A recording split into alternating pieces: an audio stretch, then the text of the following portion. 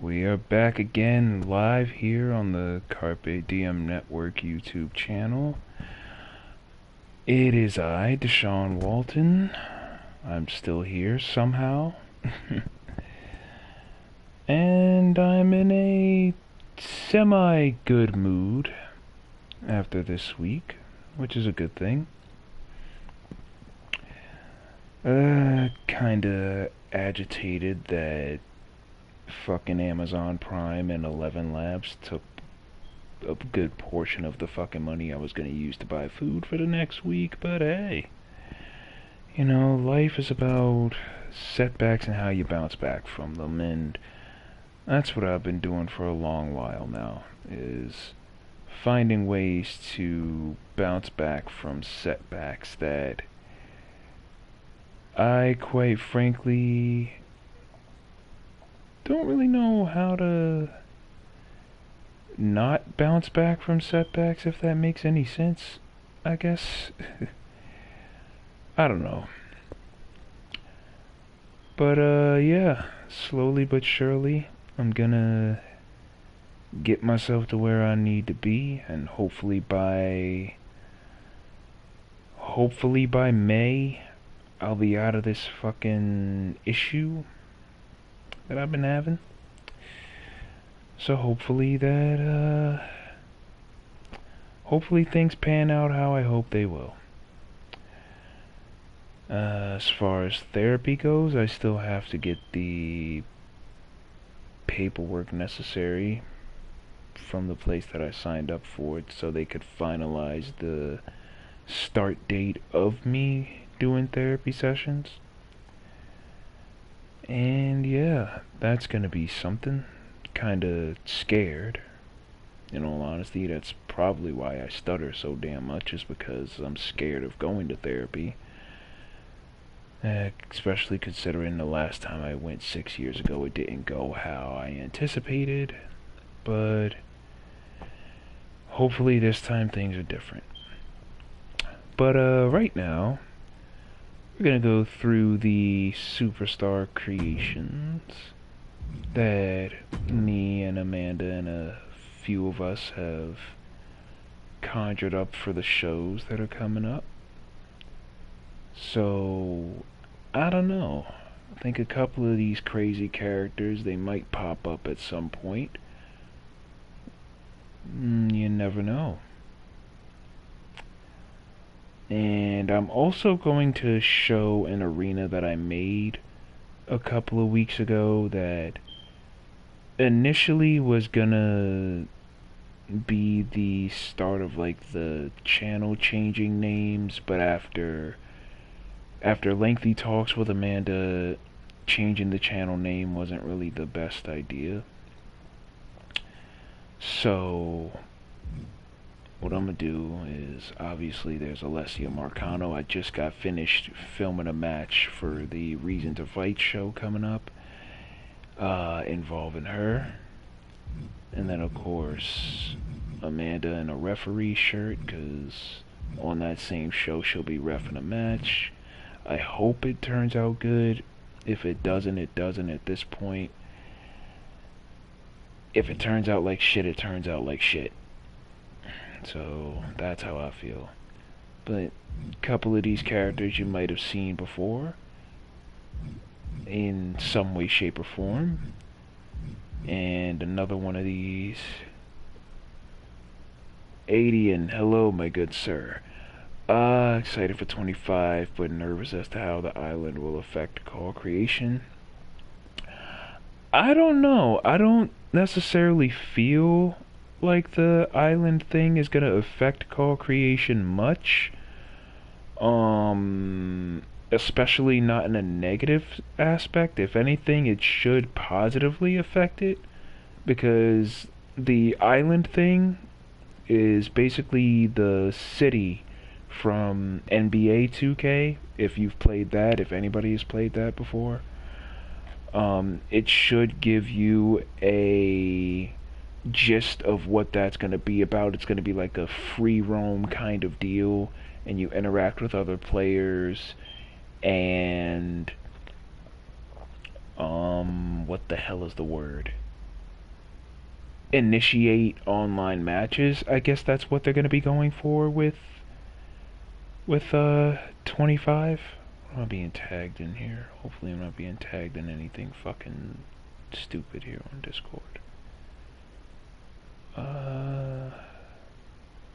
Hold on. Give me 1 second, guys. I don't know what the hell am I being... Alright, that's in a different server. Never mind. That ain't important. But yeah, the 25 Island thing, I think that's gonna do a hell of a lot of good for the entire WWE games community and not just from a call aspect. But again, everybody knows every year you have that certain collective of players who do extremely outlandish creations and put them on CC. Like I remember 2K17, and I think I remember seeing it on Chris Danger's channel or Up Down Down, whichever one. Apparently somebody had made a fucking... This is probably where I got the idea from, which thank God I fucking shit canned it. Somebody made a fucking Klansman character and they were playing online fucking matches. Danger and Woods, or Creed, Austin Creed as he's known as in the gaming world. And they went about 45 seconds beating this person's ass and then backed out of the match.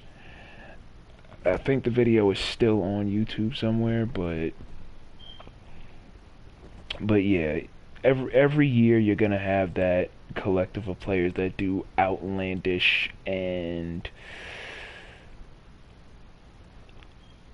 heavily unorthodox creations, and unorthodox is being nice about it. But yeah, you're also gonna have that special collective of players that actually put time and effort and, I guess you could say, consideration into the characters that they make.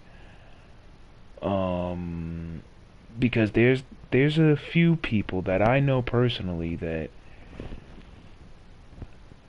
they put time and effort into their characters, and then they put their characters on community creations and showcase their characters or whatever, and they basically look like the best thing since sliced bread. But then there's that other collective of players that don't really...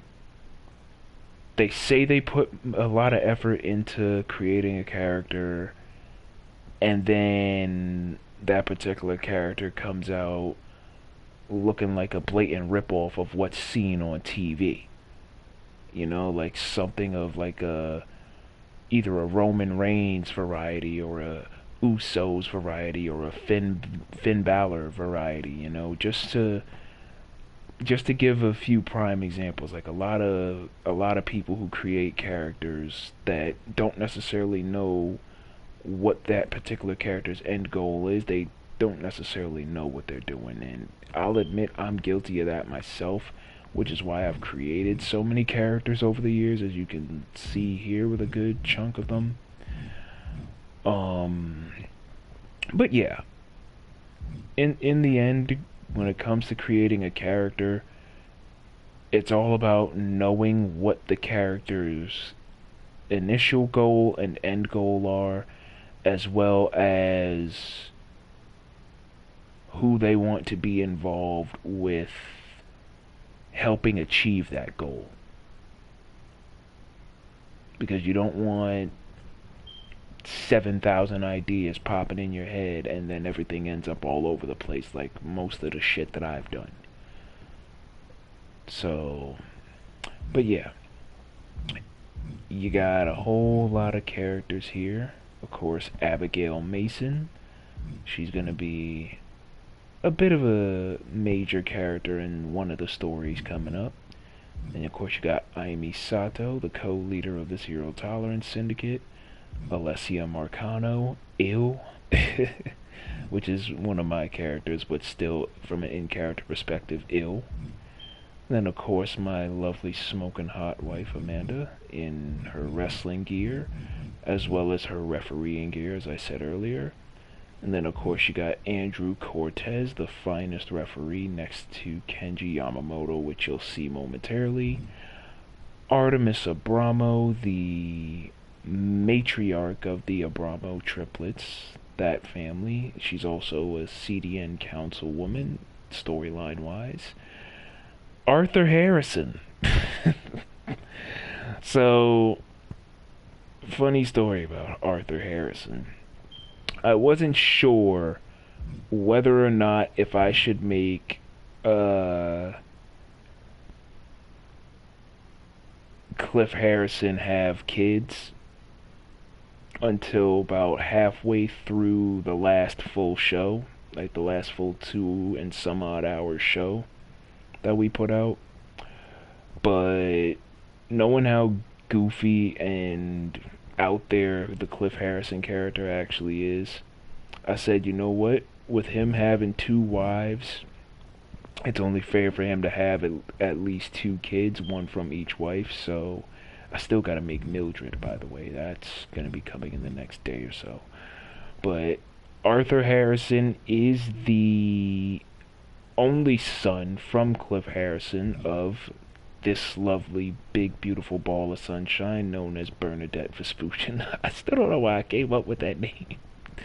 Bernadette Vespucci is the mother of Arthur Harrison, and Arthur's got a beard that thick because he takes after Cliff in that regard, but that's pretty much it. And then of course you got Ashley Casey. She'll be in some kind of prominent story involving Xavier at some point. Aurora Rikers, the co-lead CDN medic technician. Then of course one of my sons, Benjamin. Then Bernadette. Blake Casey, which is Ashley's husband, which they'll be in a major story down the line, should I ever get to it. Then of course you got the cereal man himself. He's gonna be selling his cereal no matter what he says, Brandon Cuevas. Brian King, which by the way I gotta change his fucking name. Hold on. I gotta change his name because of what's coming up soon, so just give me a second.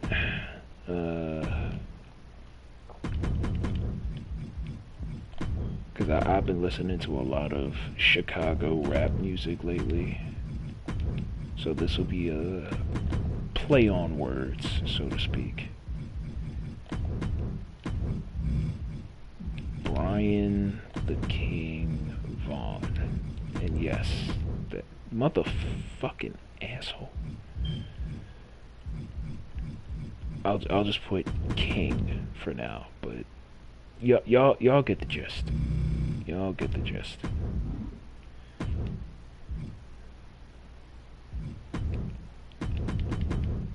Brian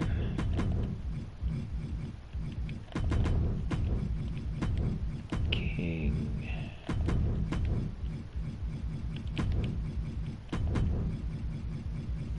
Vaughn. And hold on, I gotta.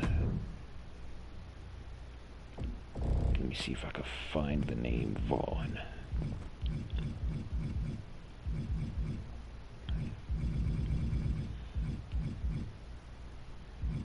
The Violation? What the fuck kind of nickname? No. There it is. Okay.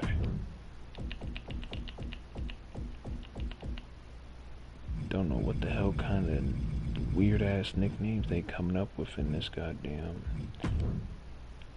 Brian the King Vaughn. Boom. And USA, Illinois, Chicago, for obvious reasons. If y'all have listened to King Von's music. All right. Okay, give me a second.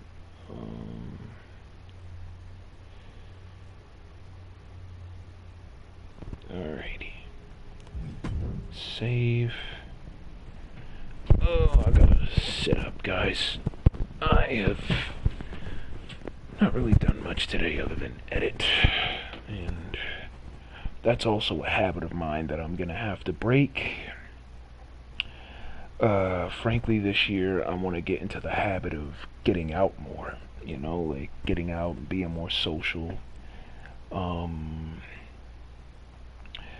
But I also want to be social in a way, and I don't know if I mentioned this in the last stream or in the last video that got put out on the channel. But I want to be social in a way where I put sobriety first. And if I said this in the last stream, cool. If not, because my memory's kind of shitty these days, I'll reiterate it. As of last weekend, I've decided to take a vow of sobriety as a means to not only strengthen my own mental wellness, but also my physical wellness as well. Because most folks know, like, I've been a bit of an avid alcohol drinker and weed smoker for a few years now, and I have had moments where I've gone a couple of months by sheer circumstances without drinking and smoking, but it's a matter of that temptation always creeping back in and causing me to slip up. And that's a habit that this year I'm vowing to break. And not just this year, but every year after this. Because I've grown to a point where my physical health means absolutely everything to me. And I'm kind of mad at myself that it took this long to realize that. But it's either now or never. So, and also, and this is something that I've been thinking on heavily today, because yes, I'm definitely working towards getting out of this debt, but it's like minor fucking financial setbacks that keep on hitting me when they don't need to, you know? So if at any point there ever comes a time within the next couple of years where I end up applying for a second job to get more money rolling in, and if for whatever reason shows don't come out because of that, then that is by design, and that's a choice all my own. Frankly, nobody else knows about this, at least not until this live stream goes how it goes. Like, it's pretty much public knowledge now that I've said it, but if there comes a point where I have to put the show on the back burner, then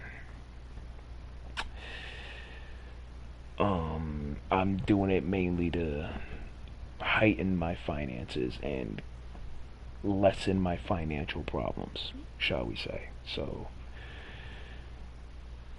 because being broke ain't fun. That's the long and the short of it. Being broke ain't fun. But yes, this character, Caleb Graves, which is unfinished because I still gotta make logos for him. Candice Vega, Cassidy Fournier, which, to be honest, I feel like I used Olga's old face texture for her, but that's okay. And of course you got Shantae Sparks, her country ass, Chris Falcone, my right hand man there, and then Cletus Harrison. Funny story about Cletus Harrison. Amanda and I were watching Nutty Professor a few weeks ago, and again, this was right before that last particular full 2-hour show came out, where I was wondering, what if I gave Cliff Harrison some kids? And one of the names obviously was Arthur, you can see right there, but the other one was Cletus, which is this guy. And Cletus is Mildred's son. So yeah, there's that. How I'm gonna go about booking Arthur and Cletus, I don't know yet, but I do know that it's gonna be something special. At least I think it's gonna be special. I can't speak for everybody else because everybody has different tastes, and that's okay. Um,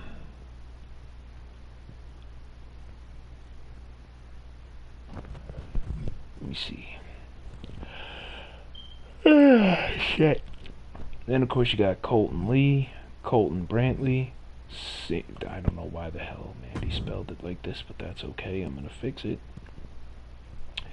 This guy right here, Cyril Moreau, is gonna be Mark Moreau's biological dad, and he is gonna be a part of the Artemis Abramo story because this guy right here, I'll say it again, this guy right here is the reason why Artemis's husband Orion is dead. You can see his jail number, Korydallos prison in Athens, Greece, which is going to be shown on the show later in the month. So that's going to be fun. I'll fix the spelling of the name later. I just wanted to show the character off real quick.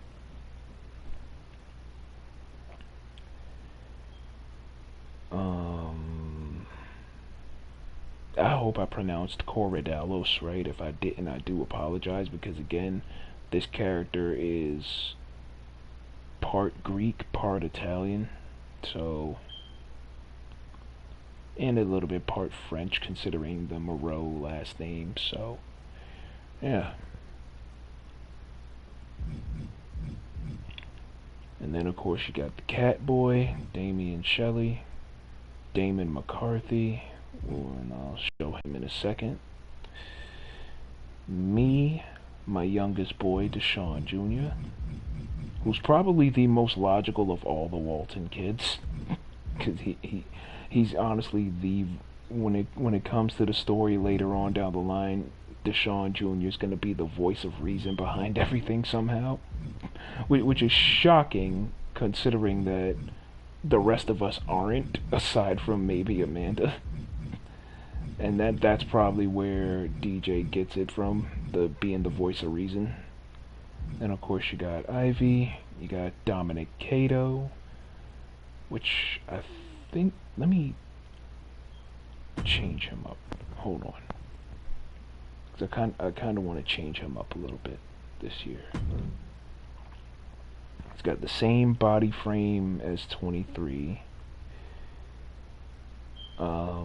Did I put head wrinkles on him? I think I did. So face, give me a second. Facial parts. Yes, I did put a head wrinkle on him, but it's not visible. Okay, then that's fine. That's fine. I don't gotta do all that. Alrighty.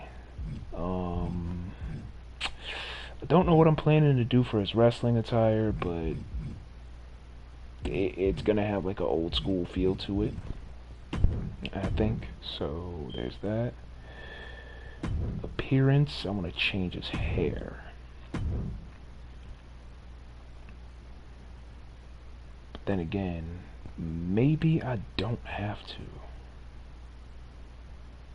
Maybe I don't have to. Short.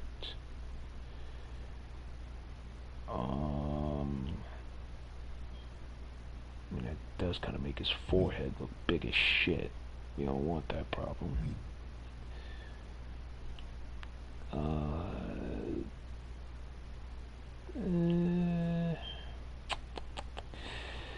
Kind of looks okay. Like the head shaving I'm gonna keep. That much is obvious.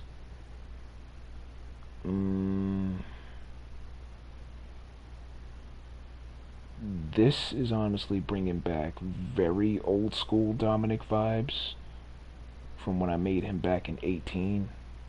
for the first time. This, no. I don't know, just cycling through these hairs, folks. Just trying to figure out what I would have. Ew, Dominic with a mohawk, no. Dominic with this hair kinda looks okay. Dominic with that hair, no. No.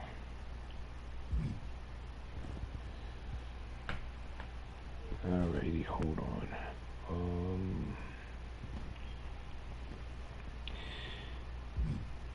I'm just cycling, trying to make sure I know what I want. Dominic with that, no, and that's his current one. Let me see what Dominic now looks like with long hair. Dreadlocks, no. Shit, excuse me. Let me see.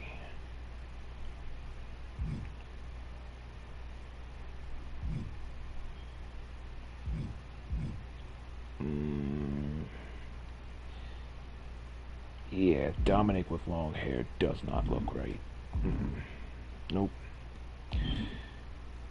But yeah, you're seeing what he's probably gonna look like in CNW and all that going forward. Kyle, hello. Hope all is well with you.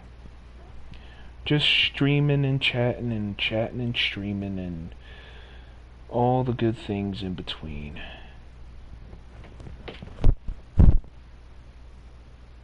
Just doing it out of sheer boredom as a bit of self-therapy before I start actual therapy in a couple of weeks once I get sent the goddamn paperwork. Well, that's good. Also, I made a bootleg dump Matsumoto call for my own self, just to have. And you got Eddie Lobo, Eikichi Nogi, who's gonna play a major role in the McCarthy Sato story down the line. Of course, you got El Gordo Negro, the second greatest luchador of all time. Elijah Kakoa had him for a specific purpose on the show. Don't know what's gonna happen with that. Emily McCarthy, Eric Shelley, Esperanza Meza, who's about 70% done, I guess. Fang McKenzie, which is Greg McKenzie's nickname, but you know. Farah Ahmad, probably the only Saudi Arabian character I have ever made and probably ever will make. Because frankly, you don't want too many of the same kind of character. You always want one character to stand out, you know? And I feel like at some point down the line, Farah Ahmad is going to stand out. Franco Ricci, Frida Albrecht, which is Lorelei's mom, obviously. Gemini Stone, that dirty, dusty, bayou rat bitch of a little sister of Ryan Stone. I don't like her. I really don't. I hate Gemini Stone. Geneva Robinson, one of the other referees. Gilbert Albrecht, which is Frida's eldest son. Her only son, quite frankly. Grayson Reynolds, which, again, in regards to the Fallen Agent GTA short film that I'm going to be doing, that's going to have to be put on hold until later in the year, if not sometime early next year. Because again, with everything going on, I'm just not having enough time to get to that at this moment in time, but it's definitely still going to happen. I just have to figure out a way to make it happen. But we're going to get to it. Hansuke Sato, of course, he's the main, he's definitely the main antagonist in a lot of ways, but he's the main corporate antagonist for the Carpe Diem network. And then, of course, his daughter, Himari Sato, which now that 25 is basically confirmed intergender matches, Hansuke versus Himari is definitely going to happen. When that's going to happen, I don't know. Then you got Jasmine Sabin, Jen Richards. And I will say this as well. As much as I appreciate the Barbie doll style of making a fucking character, face texture wise, I'm not necessarily the biggest fan of it. Like, don't get me wrong, it's super creative and to each their own. But again, it comes down to certain characters having the same quality. You know, like having 70% of the characters on a show looking like Barbie dolls, and then 25-30% look like normal people. It's like, it doesn't necessarily scream, especially if they don't know what they're doing, which in a lot of cases a lot of people do know what they're doing, and more power to them. It don't necessarily scream differentiation. I hope that's a word. If not, I apologize. But it's something that, while I'm not a big fan of it, I kind of have a love-hate thing for it, especially when it comes to a story behind a character. Speaking of stories behind characters, Jeremiah Ferguson, a character that I don't think I created in 23 until right before the 23 server shutdown. When that character is going to return, I don't know. But we'll have to wait and see. Joaquin Burgos, El Castigador. Who I want to put in a major story again, I just don't know when. Johnny Sabin, whose face texture I'm gonna have to fix because it looks lopsided as hell. What's going on, Crow? I'm in a semi-good mood today, you know. Just trying to unwind and relax after a hard week at work, you know. Co-workers being a pain in the ass, and just, you know, usual life shit. Not really much I can do about constant setbacks and whatnot, but hey, when in Rome, keep on roaming, right? Then of course you got John right there. I gotta change his name up too. Then you got Jose, which is Brandon's little brother, and at some point actually, I haven't been able to be on CC much this past week, Crow, because of a whole lot of personal shit going on, but the first chance I get, I'm gonna go on CC and see if I can find it.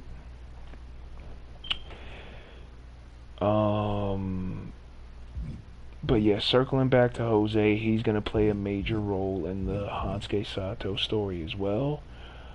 I've also conjured up an idea for him to where he'll have a commentary character that's a twin brother for his character, who's also going to be Emily McCarthy's candy plug, if that makes any sense. Then, and then this joke Amanda constantly fucking hates me for, the Josephine Collins character. I actually looked that character up on YouTube just to make sure it wasn't a random ass fucking character, and it turns out it's not, which is a cool thing. But I keep on busting Amanda's chops about signing Josephine Collins because she was randomly downloading characters off of CC a few months ago, and I saw that name, and I'm like, babe, what if we signed Josephine Collins? And she's saying signing Josephine Collins is not gonna happen, but it will happen one day.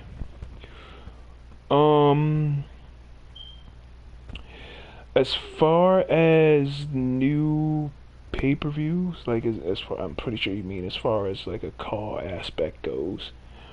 Um, the Reason to Fight show, I'm still in the midst of filming. I'm in the midst of filming the main event as we speak. Um, the Murder She Wrote show is about 90% done. I just got to do commentary and certain voice work for a couple of characters. And again, the Murder She Wrote show takes place February of last year because a whole lot of bullshit happened back then that caused me to postpone it. And again, I'm gonna do my absolute best to try to get these shows out in bulk. As far as Uncivil War 2, that hasn't happened yet. And again, I don't necessarily know what's gonna happen with the ROV show as of yet. Like, I've been thinking about ending it, thinking about keeping it going along with CNW and all the other stuff, but I honestly don't necessarily full on know what I'm gonna do with it yet. And I likely won't know until Salvation Lies Within 2 is in full swing with editing. So everybody's just gonna have to sit tight and wait for my official word. Because it's gonna be real hard to say goodbye to ROV should I decide to end it, but we'll have to wait and see what happens on that front. But CNW is definitely happening. I just gotta, again, get a whole lot of shit together and then we'll figure things out. But yes, Josephine Collins. Everybody make sure that on the next show, and also bear in mind the Reason to Fight show is non-canon. So wins and losses are not gonna matter. Like, we're gonna talk about things canon-wise that are happening on other shows, but wins and losses are not gonna matter because it's a suicide prevention / suicide awareness show that people are probably going to think is weird that I'm doing it now as opposed to like September when Suicide Awareness Month is in full swing. But I'll explain why I'm doing it in another stream, possibly tomorrow. But needless to say, that show is going to be special.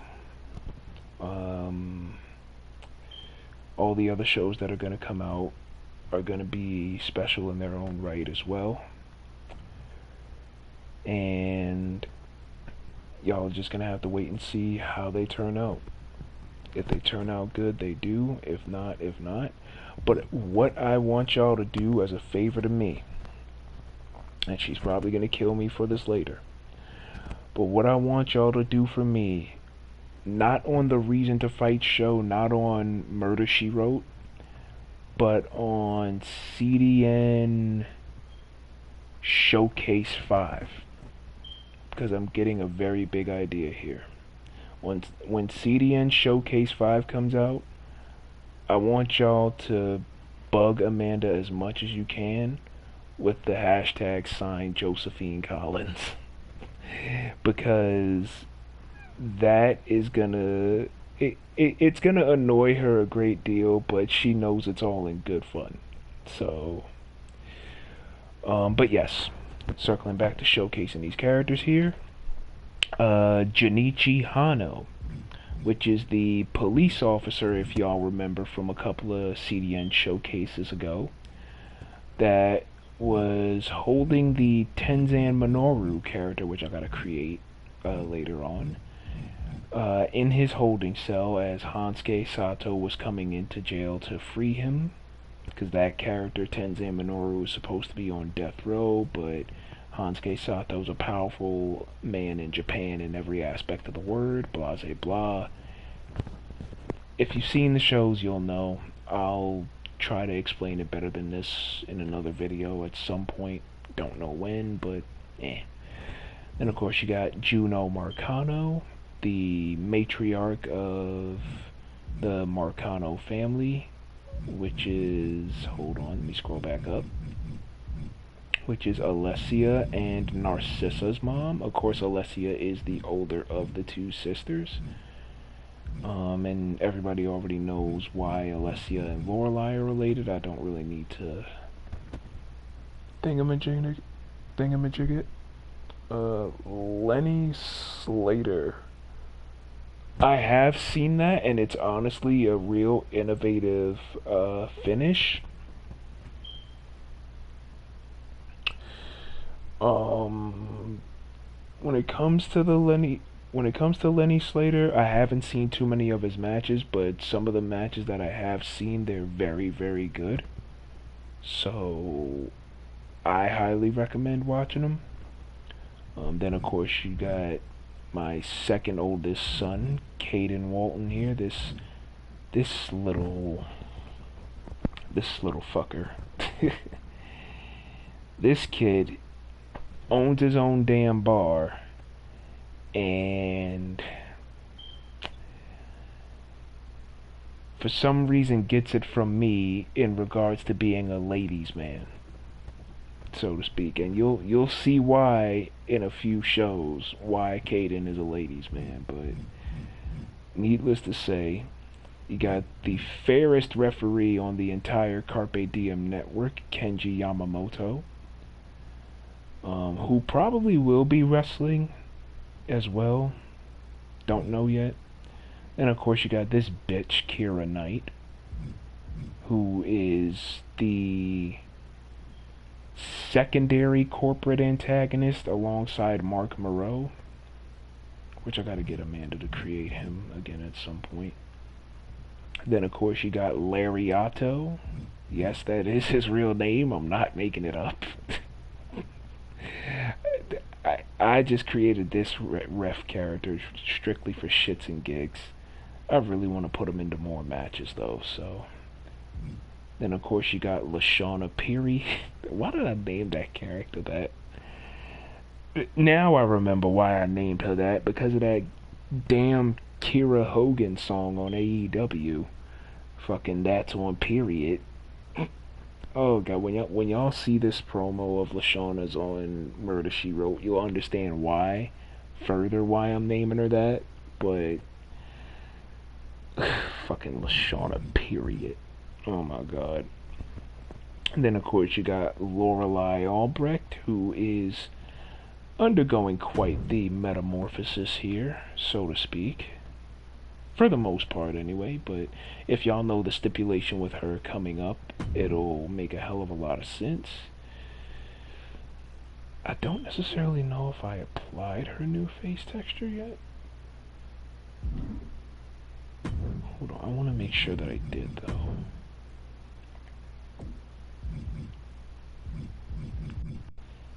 Think. Is that it? Yes, it is. Okay, I just wanted to be sure because I be having a tendency to forget whether or not if I put certain things on certain characters. But yes, Lorelai Albrecht, who is going to be in a very big story. I genuinely appreciate that. Crow, going back to watch Consequential Comeuppance. Frankly, the last two grand spectacles that we've done on Civil War and Consequential Comeuppance, they were both supposed to have different concept ideas than what actually aired. Initially, Uncivil War was supposed to be a Rumble / Survivor Series / Elimination Chamber style show, but that would have been extreme overkill, and that's saying a lot coming from me. Let me rotate Lorelai here. I do want to add a lower back tattoo. I just don't know when I'm gonna get the chance to do it. Let me A lot of Lorelai's arm tattoos. I found most of these in a particular cause server that donated like tattoo logos and shit. And anywhere else that I've found tattoos, it's either on Google or Bing. So you know what? Let me go to attire, so that way y'all can see the entirety of her tattoo setup here. Alrighty, so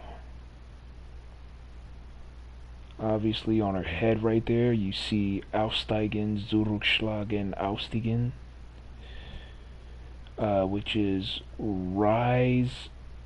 I think it's rise, overcome, and fight in German. I'm gonna have to look it up, but I'm pretty sure it has something to do with rising and overcoming obstacles. And then that little tattoo right under her left eye is the Bray Wyatt Firefly logo that I found on CC a while back. Just decided to put it there because one of Lorelai's inspirations behind the character is Bray Wyatt, because you know, the padded room, Sister Abigail, so on and so forth.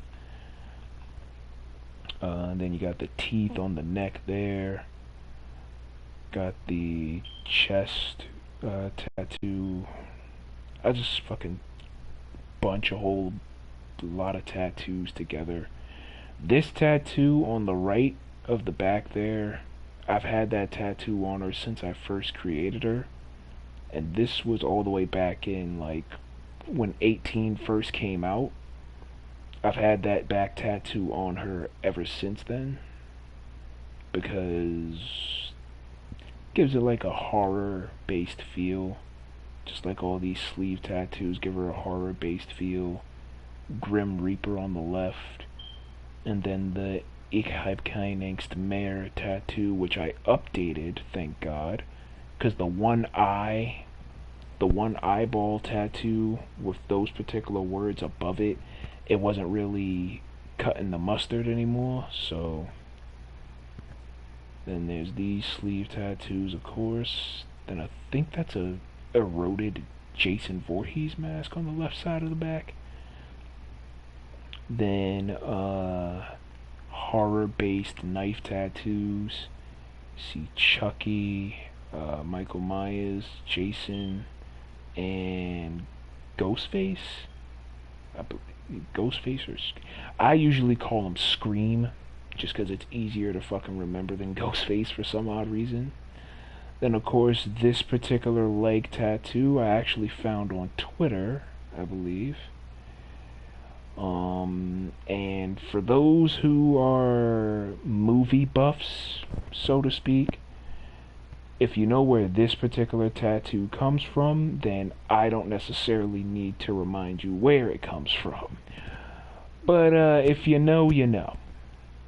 And then of course, you know, she's got the knee injury problem, hence the scar, and I'll play it off like it's stitched up when the time comes.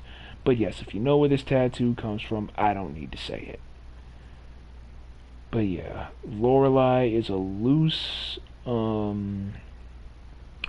representation of myself. And when I say loose representation, I mean very loose representation. Because of personal stuff that I've been through in my life that at this juncture, excuse me, I don't really need to divulge or go too deep into it because it's common knowledge by now. But yeah, Lorelai is definitely gonna undergo a hell of a lot of changes over the next couple of years. And then that scar right there on her stomach is from like a C-section birth, so there's that. And again, in that regard, if you know, you know. If you've seen the end of ROVX and the start of Uncivil War, then you understand why she has that. But yeah. And then of course her hospital gown, which I'm gonna be all the way honest, this particular outfit is not done. Her hospital gown outfit, it's not done yet, because it's probably going to be like a continuation of her Uncivil War hospital gown.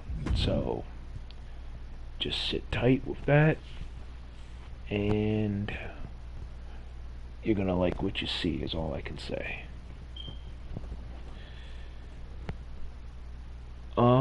Let me see.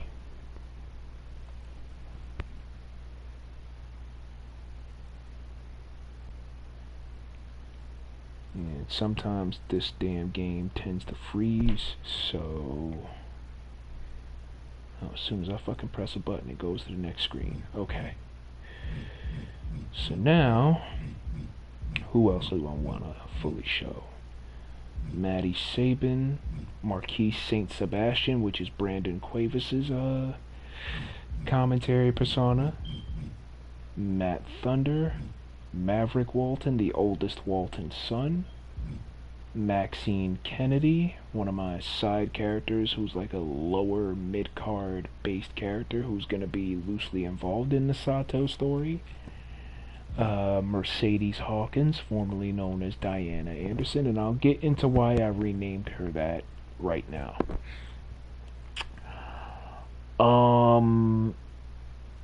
There was a time a couple years ago when Amanda and I were beginning to work with this particular group of folks that were closely, I guess you can say, closely associated with Ray Everett.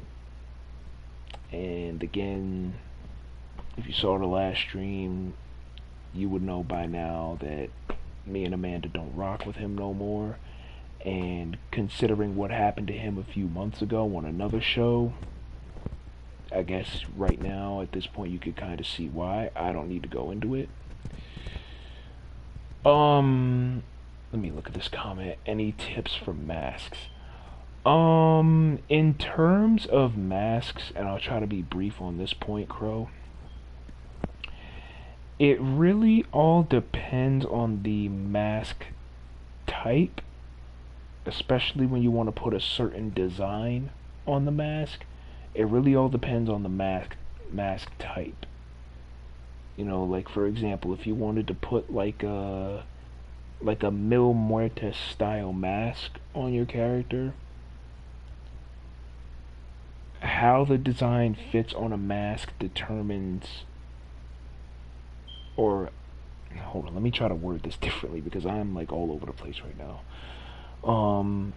The size and shape of a mask determines the kind of logos you want to put on it, if that makes any sense. Like, I hope that kind of covers it. If it doesn't, I do apologize, but that's the best explanation that I can give.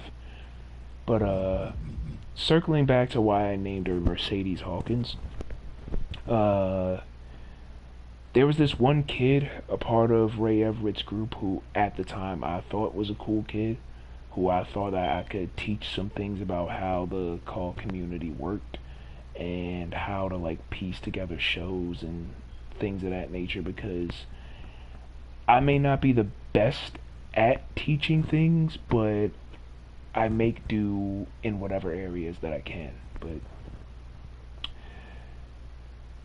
to keep it as family friendly as possible with this explanation, summer 2023,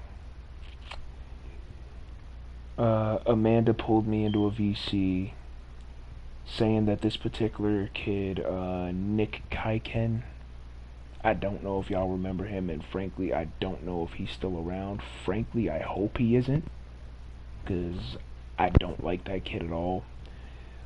Amanda pulled me into a VC and, in layman's terms, clued me in on some very inappropriate happenings or very inappropriate things that Nick said that he was feeling, so to speak.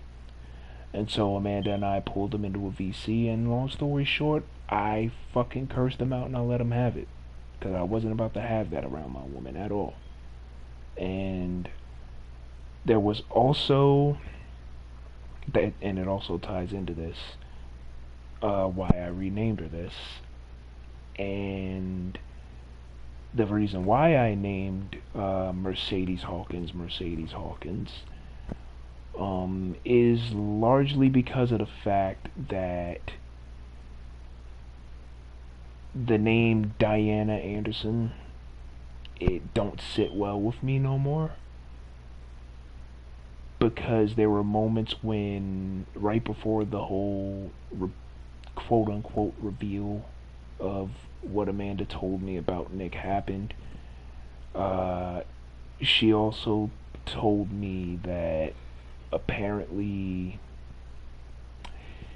again, to keep it as family friendly as possible, every time and again, people know by now, I voice female characters as well. People were, not people were, Amanda had clued me in on the fact that Nick Kaiken was, to keep it as family friendly as possible, was having very inappropriate thoughts every time I voiced the Diana character. For example, and I'll do a brief 5-second monologue as Diana Anderson. Hi, everybody. I'm Diana Anderson, and this is the Carpe Diem Network. Something along those lines. So, again, like I said, I voice female characters from time to time, and the Diana Anderson character is one of the characters that I grew to be one of the most proud of, that I was able to build. And Nick Kaiken basically fucking ruined it for me, so I had to change the character name completely, give her a completely new gimmick. And actually, we're gonna go into the Mercedes character now, because I'm pretty sure I have to fix an attire for her. But yes, how I do color schemes depends on what mood I'm in. So she's got the short, little curly brown bob, blue eyes, pink lips, of course. Then she's got like a navy blue, sky blue color scheme here, which is honestly low key weird for me, because I feel like every time I want to do a color scheme, for some reason I always go back to like sky blue and navy blue. But this right here, I feel, color scheme wise, it really works out for Mercedes. So hopefully it's a good look, because I'm thinking of showcasing it publicly on a show. But yes. And also, bear in mind that if you've seen a couple of shows in the last few months, you would know that Mercedes is a security guard for the Carpe Diem Network alongside Mildred Harrison, or Mildred Nash, as Clifford so eloquently put it. But take that off, because I'm gonna put a t-shirt on her. Of course, the Bloodline Legacy Mafia, of course she's still a part of that group. Lower body, take the Oscar tights off, take the belt off, and take off the shoes. So now what we're gonna do is bottoms, and we're gonna go to loose. Let me see. This may actually work. Okay, color is black. We're gonna change the material, and I don't know why I've had this, not necessarily problem, but it's a thing that I always do for some reason. I almost never, almost never, give characters light tone clothes unless I absolutely have to. Who's the bullshit?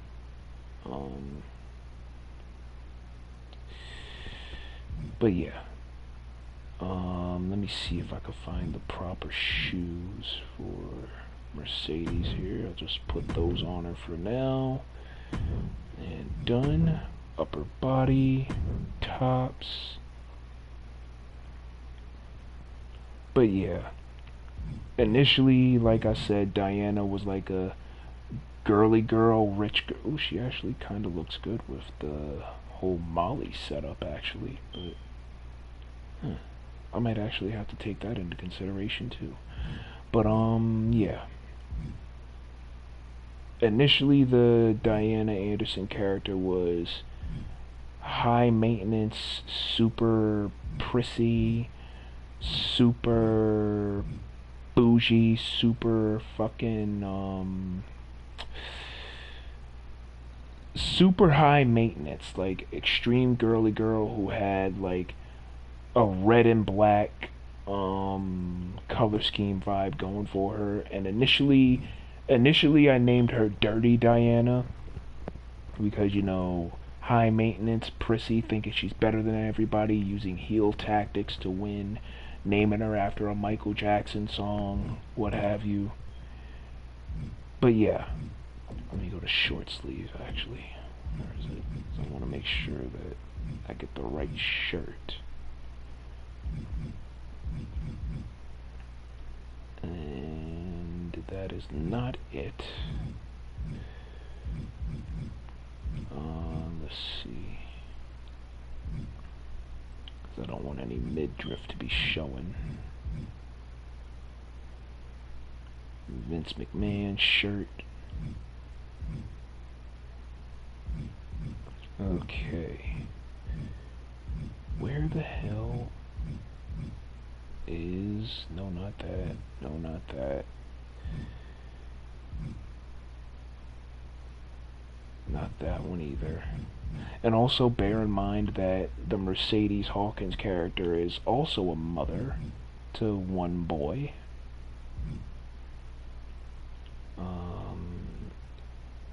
I guess this is it. Kinda wanted it to be one of the tucked in shirts, but it's fine. But yeah, a lot of the characters on the show are parents of certain characters. I don't know, I guess it's my way of... I don't know, I guess it's kind of my way of coping with my family being super shitty to me growing up. I guess you could say. But yeah. I don't know, I guess that's my little coping mechanism. And these particular logos I'll explain when I show the arena, because that was what the initial name change for the channel was going to be. But yes, put this right here. And on the back, I'm going to put... And you know what, too? Something I didn't think about until just now. I think what I'm going to do is give Mercedes and Mildred the top flight security gimmick. That's probably what's going to end up happening. Yeah, this one.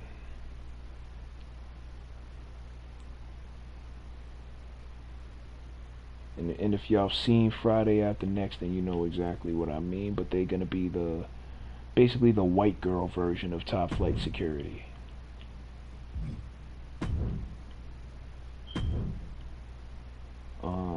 Okay.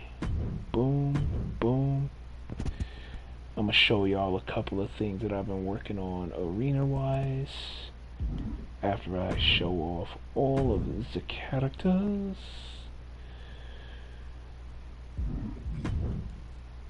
But yes, I'm hoping this year turns out better for me than what last year was. So far it's going good. Couple of minor setbacks, nothing major, which is better than I was honestly anticipating. And again, therapy is going to start for me in a couple weeks once I get the paperwork to finalize the date and everything.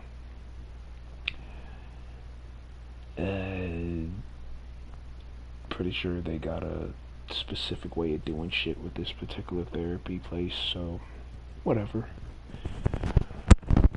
Um, and yeah, also, like I said a couple streams ago, actually in the Erica Mason stream right before I started that, this year I'm also gonna be, once I get out of the debt, of course, I'm gonna be working towards getting a driver's license as well as a passport, you know? Not just for the purpose of going up to Canada to see Amanda, of course, because that goes without saying. But also because I've had dreams of traveling, the Western Hemisphere, like going to Cali, going to Atlanta, Chicago, even, just to travel places and see places in the world that I've never seen before. So, a lot of things that I really want to do within the next 5 to 10 years of my life before I like retire and then put all my full focus on traveling and doing all these things. Um, I'm definitely gonna want to do a lot of amazing things within the next 10 years. Because I'm gonna be 30 this summer, I'm not getting any younger, and I'm not saying that doing call content is a waste of time, because it isn't. It's got me what it's gotten me, and I can't thank the hobby enough. But yeah, 2030, I'm not gonna lie, I am scared because what if I reach these goals or gear towards reaching these goals and I fall flat on my face and then end up having to come back to this again? Because it's like life ain't about looking back, life is about looking forward. And so, as much as I don't want to, in a way, I have to retire from the hobby because I've done at least 99% of what I've wanted to do in this call community. And now the only thing left that I can do is teach folks how to do this shit the same way everybody else taught me. It's like life ain't about paying someone back, it's about paying certain lessons forward, you know? But yes, Narcissa Marcano, which is again Juno's daughter, Alessia's younger sister. Olga Markowski, whose face texture I'm gonna have to fix up at some point. Penelope, Persephone, and Phoebe Abramo, the triplets, of course.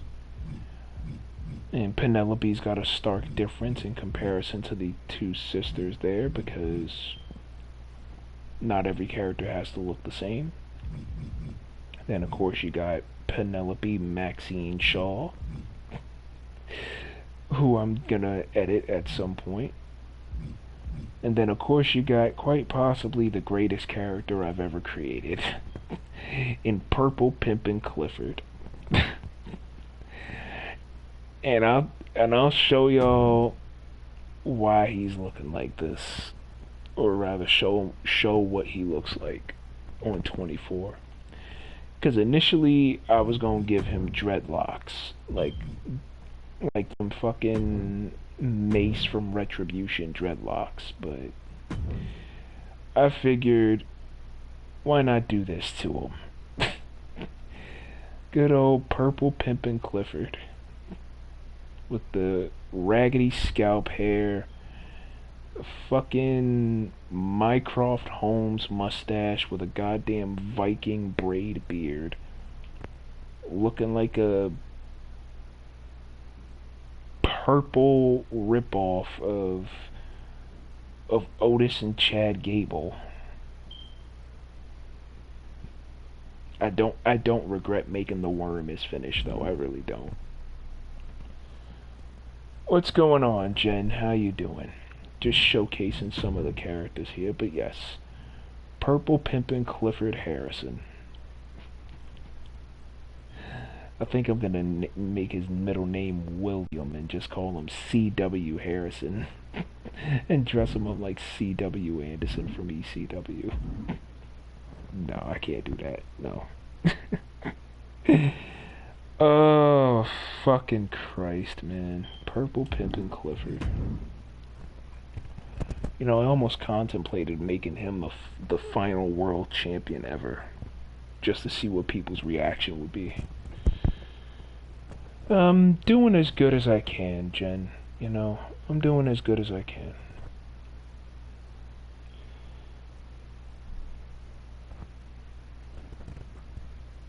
You know, sometimes you gotta do what you can to get what you want, right? But yes, Purple Pimpin' Clifford. Let's see. And of course you got Rob Kamen, Rupert Matthews, Ryan Stone, Safira Mendez, who I'm gonna fix up because, again, a couple of these characters have this particular ponytail style, like Maxine Kennedy, Ashley Casey up here somewhere. A lot of these characters have that same ponytail style, and that's something that I want to try to break away from so that they all don't look the same.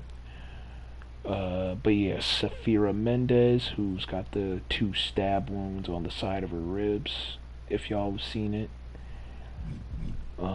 She's gonna play a major role at some point. And she's another one of those characters who I am honestly extremely proud of how far this character has come. Even without winning any championships aside from one. Yeah, the Safira Mendez character I'm honestly proud of in terms of female characters of my own. Let me think. Salem Sinister, which is Lorelai's cousin. Santino Herrera. That's a character that's going to be revealed at some point after Incipience, I think. We're still trying to work out the kinks on that character.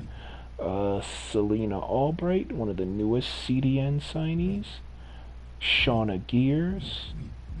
Spencer Wade, who is part of the... I still can't believe I named it this fucking shit. But one of the members of the Iron Wank Wizards alongside Rupert and Ryan. Don't ask why. But I'm thinking of changing that name. Suave Stefan Sweetness. This character will be making his debut relatively soon, and he is the manager of Tariq and Tyrone Thompson. And that group will be known as 3 Deep. And if anybody knows like the gangster lifestyle of what 3 Deep means, that means it's you and 2 other people with you, basically. So basically 3 people. So like, and I got that name from watching the movie known as Blue Hill Avenue, starring Alan Payne. Where there was a scene in the movie where he said to whatever other drug dealer or arms dealer on the phone, where he said, yeah, I'm 3 deep, meaning it's me and 2 other people with me, pretty much. Then of course Taekwon Walton there. Oh wait, hold on. Before we get to Taekwon, you got Dr. Tori Labora, MD, which I should put at the end of her name there. Tori Labora, of course. Who's gonna play a major role at some point, I just don't know when. But she's definitely gonna have a key role in a couple of stories. Then of course you got my younger brother character, Taekwon Walton. And this character was spawned based off of a joke that goes back to before I was even in call, where a friend of mine was, we was in class just bullshitting, me, him, and a couple of others, and the teacher was getting on us, and I think I said something along the lines of, it wasn't me, I didn't do it, maybe it was Quan Sean or something like that. And that's kind of how Taekwon came about. Um, he's gonna play somewhat of a major role, but not too much.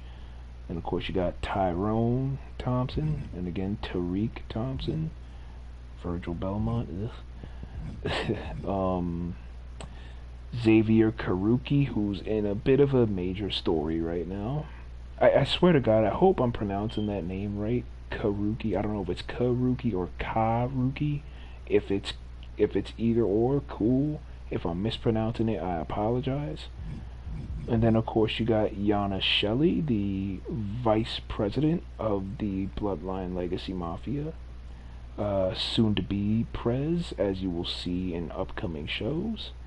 And then last but not least, as of now, you have the Def Dynamo, Zoe De La Rosa, coming from the Bronx, New York, by way of, I think it was either Tijuana or Guadalajara, Mexico, I'm not sure.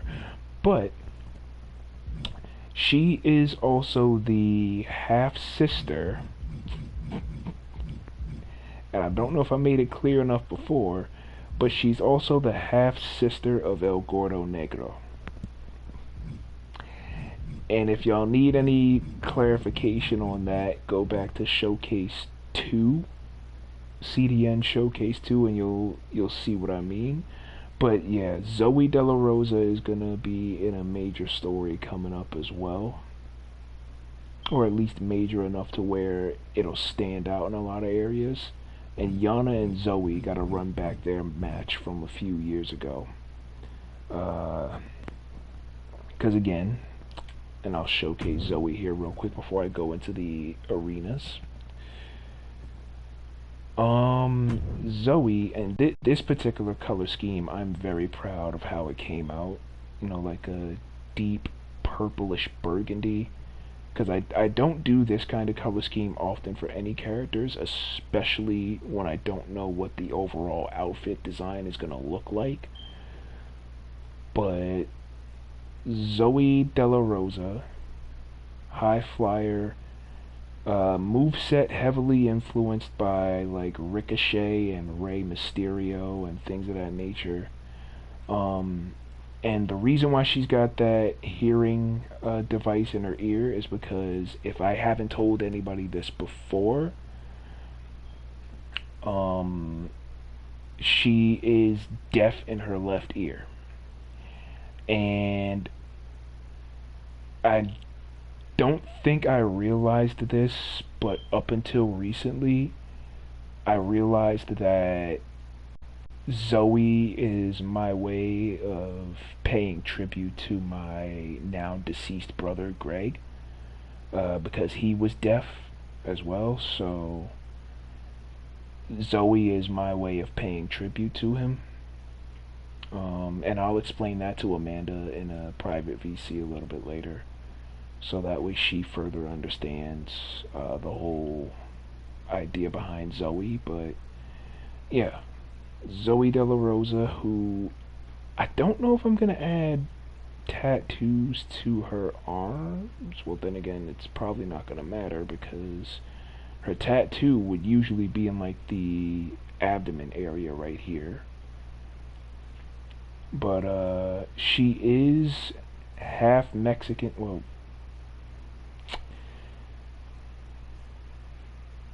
I don't want to say half Mexican, half black, because again, her half brother is El Gordo Negro.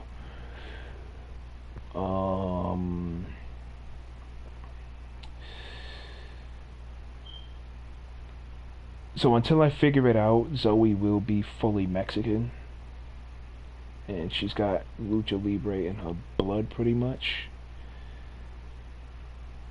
I'm also thank God I didn't go through with the gimmick that I had planned for her for 24. But she's also gonna be in a group with Eddie Lobo, Colton Brantley, and Jake Knight, and you'll see why when the shows start rolling out.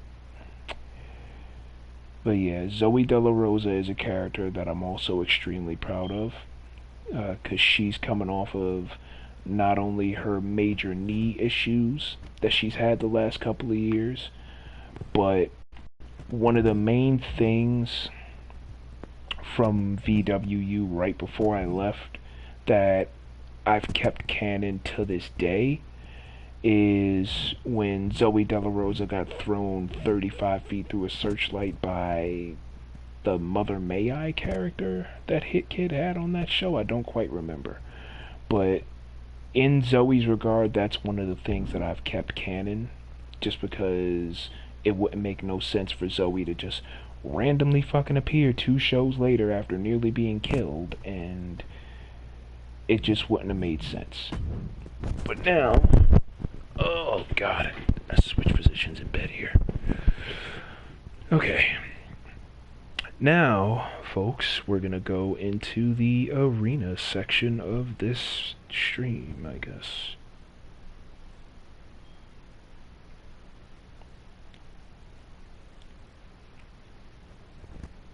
So, what I'm gonna do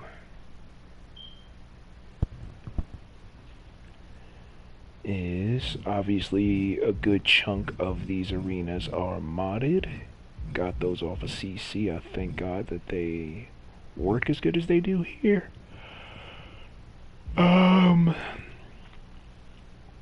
Let's see.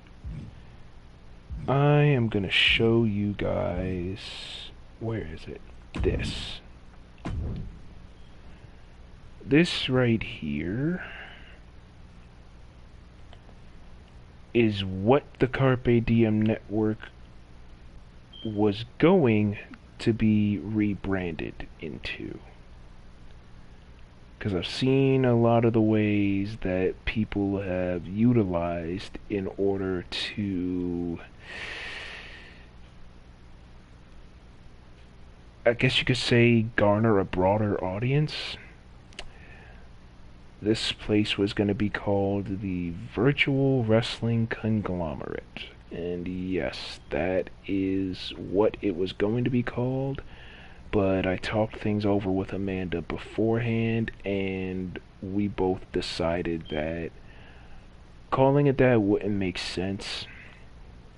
You know, because there's a whole lot of call wrestling federations with virtual wrestling in their name, and we don't want to, how can I say this? We don't want to be that channel that goes with the grain. We always like to go against the grain, if that makes any sense.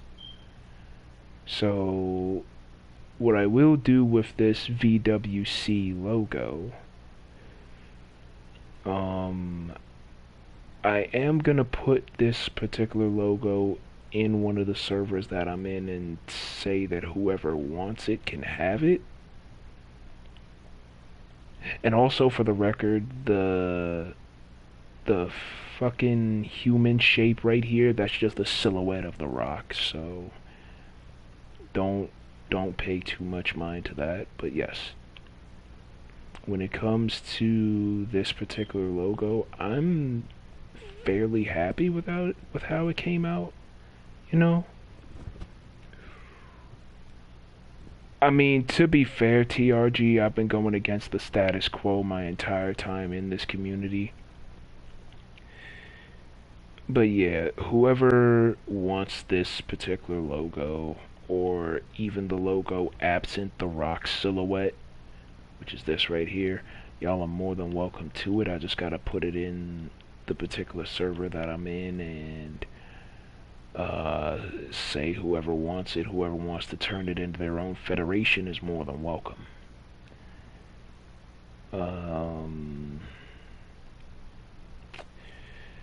yeah, so needless to say,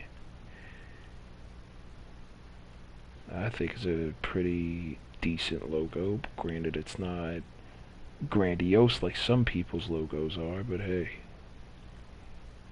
gotta make do somehow, right? But yes, that is the VWC Arena. And of course, Tides of Chaos, which I'm going to show in a second. This y'all not seeing yet, so this particular arena right here, y'all are not seeing yet.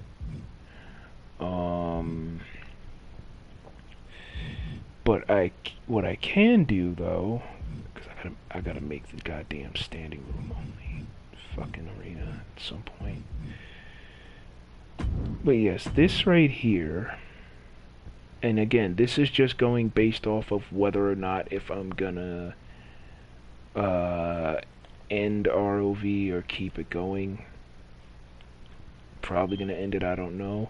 But I basically took the ECW arena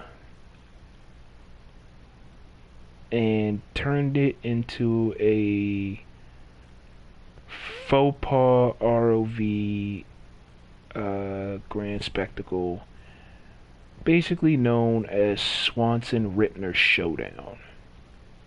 And it'll basically serve as, again, should I decide to end ROV or not, it'll serve as basically the Extreme Rules style CPV. I gotta fix this shit. Hold on. Because a lot of these goddamn arenas, they really tend to... Where's stage? Construction.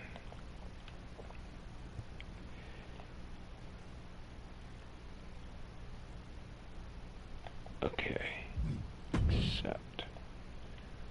Yeah, because sometimes when the shit is off the floor, it throws off the goddamn thing. But yes. ROV Swanson Rittner Showdown obviously takes place in Philly. Obviously, y'all know where it takes place. And of course, you know the...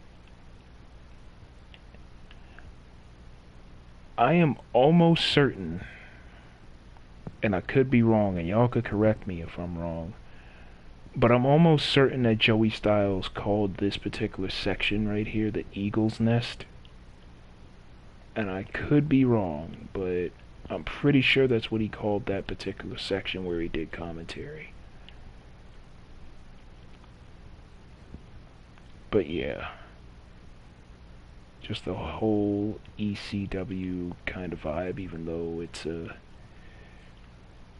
somewhat of a WCW themed logo. The fucking irony of that shit.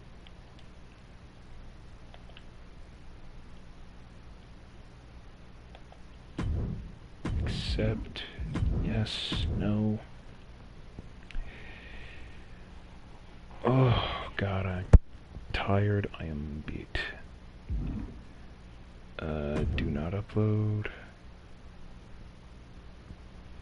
Now we're gonna go to the arena again.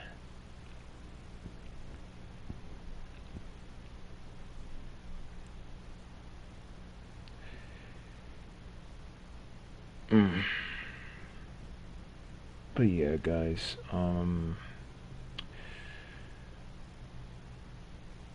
I hope this therapy thing that I'm gonna be doing helps. Because I do want to be better. I'm gonna be better. I have to be better, because if I don't, then signing up for this was all for nothing. And frankly, this year I'm gonna try to get out more and go to bars, not to drink, but to like socialize with people. Just go to like clubs and stuff like that. Socialize a bit more. You know, try to network with people, meet new people, and see where the good times take me. Okay, I think I've shown y'all the FEW arena already, but if I haven't, I'm gonna show it now.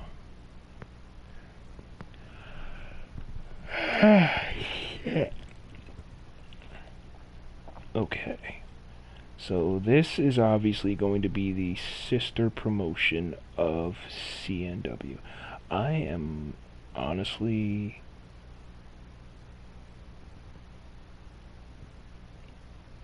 proud of how the stage turned out, although it could be better. The stage could be better, but I am proud of it. So, and then of course the ring, which turned out beautiful in my opinion. And of course the turnbuckles, FEW, and then of course the... See, to this day I'm never going to understand why we can't change these lights colors from red and yellow to whatever the hell we want. We can only change this, which is kind of fucking stupid, but I get it.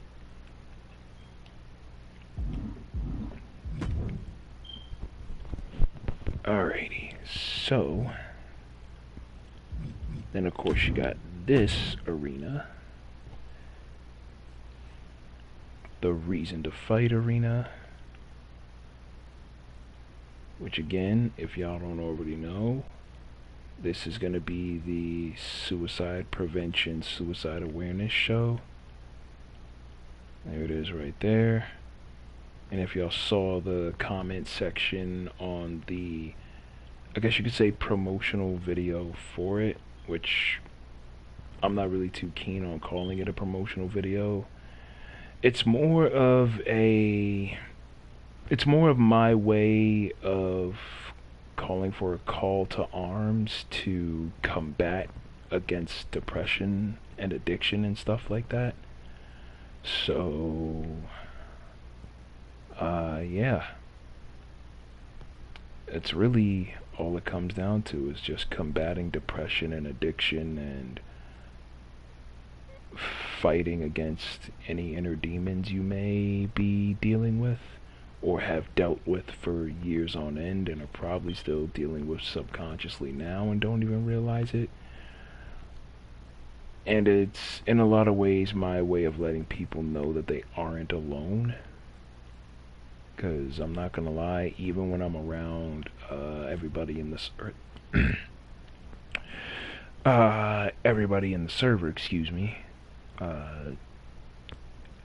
sometimes when I'm around everybody, I'm not gonna lie, in a lot of ways I still feel alone, and in a lot of ways I still feel unheard. And it isn't nobody's fault. It's more than likely my own fault anyways, but needless to say, it's a lot of what I've been feeling. And personally, I'm grateful that I even get to express what I feel on a platform like this, and not everybody has to be a big fan of it. I get it, you know, like, I'm not everybody's cup of tea as a person, I'm not everybody's cup of tea as a creator or as a friend in a lot of aspects, but in the end, I do know that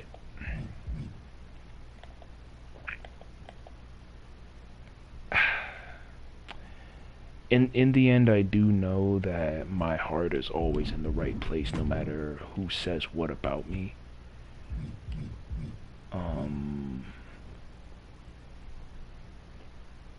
And that's a lot of the reason why I want to make all these changes within myself that I can. Between now and hopefully for the rest of my life, however long that may be. So, yeah. I'm just hoping things get better as days go by. That's really all I can do. But right now, we're going to show the Coney in Coney arena. And bear in mind, I have never done a red mat style arena before, so I'm actually proud of how this came out. I will say this. I was playing Fight Forever, AEW Fight Forever one day, and it was around the time where they implemented the tournament mode in one of their seasonal DLCs, and I just put together this random fucking tournament mode with, I think, with fucking, what the hell was his name? I think with Lance Archer as the fucking winner of the tournament. And I've seen in the past a lot of people in Call have done like standalone tournament shows just for the sake of making good content. And I'm like, what would be a good way to put together a tournament-esque show? And so I remember about 6 years ago there was going to be a call show that did a King of New York tournament that never came to fruition after the first episode for whatever reason. So I figured, why not I do it? You know, like put together a Coney and Coney tournament, which is basically King of New York in Coney Island, Brooklyn. So, and basically, concept behind this is whoever wins the Coney, which is basically King of the Ring, they get a shot at any world title that they want. So the stage came out pretty cool. I'm proud of it. Let's see, the side of the stage here came out pretty okay. And again, right there, King of New York and Coney. And the ring itself. Honestly, I don't see too many people in Call using like a red protective mat color on the outside. I think I'm probably the first one to do it. If I'm wrong, I'm wrong, but I'm almost certain that I am. I'm actually kind of proud of that. And then of course the table. That honestly should be a relatively good show, I feel, at least. Let me see, what the fuck else am I gonna show here? Concessions. Tides of Chaos, I've already shown y'all that one too many times. This arena y'all are not seeing yet, I don't care what y'all say. Then of course the press conference, which is coming immediately after Salvation Lies Within 2. So yeah. She-Wolf's Underground, I'll show that. Then I'll play a couple of matches, and then hopefully call it a night after this. Just give me 1 second, folks. Alrighty. It's probably raining outside, so I hope that's rain. But yeah. She-Wolf's Underground. I honestly don't know how I came up with that name. And no, it wasn't because of like Raw Underground and shit like that. If anything, I probably came up with the name before that came out.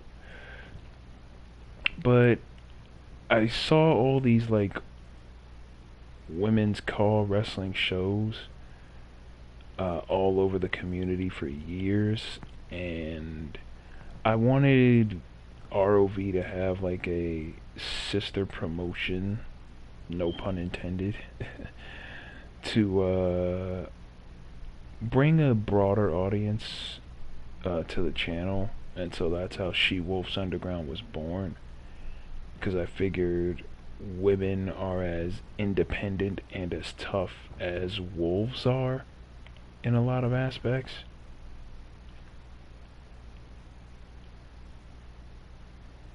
I'm gonna spin around here, and of course it's got the Hammerstein Ballroom. God, this outlook is fucking gorgeous, actually. But yeah, Hammerstein Ballroom. And of course you got the ring right there. SWU. Then of course the Carpe Diem logo. Which, because of the wolf being there, I had to put it there because it looks out of place as fuck, I know, but yeah. So now, after all that, let's see. Ferocity and Scramble, Solutionary Violence. You know what? I'm gonna play a couple of matches. Because I haven't touched the championship for a while.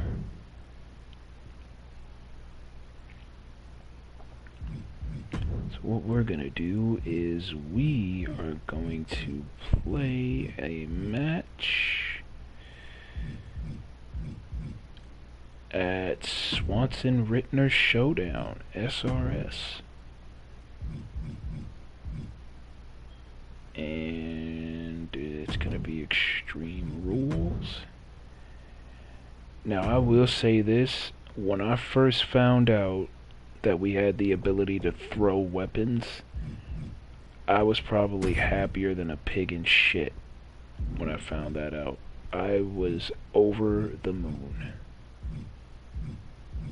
And that's something that you probably won't ever see out of me too often, is me being over the moon about anything, especially a feature in a game returning. So I'm gonna play as... God, I got a lot of movesets to do.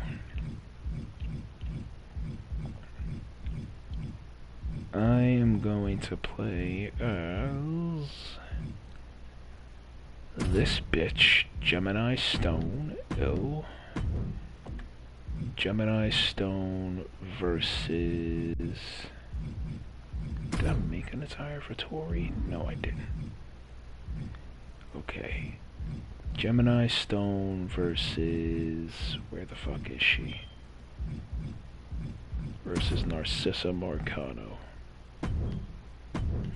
And because Narcissa's got Celtics gear on here, or Celtics based gear on, y'all already know how Philly feels about the Sixers, and y'all already know that they don't like... Y'all already know that hometown based teams don't like other teams being represented in any way, like Narcy representing the Celtics because she's from Boston, Gemini being Gemini, a stinking Bayou rat ass. And you know what, I'm glad I'm doing this too, because Gemini gotta get her lick back from when Narcissa punched her in the face and knocked her the fuck out. That shit was funny. Oh, Ryan Stone versus Gemini Stone. That is going to be something. That's all I can say on that. But yeah, Swanson Rittner Showdown.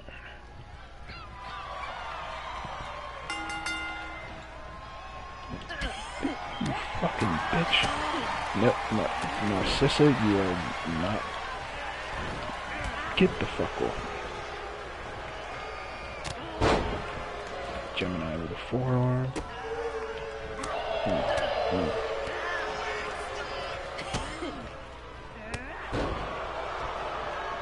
And she goes and does push-ups like a fucking arrogant bitch.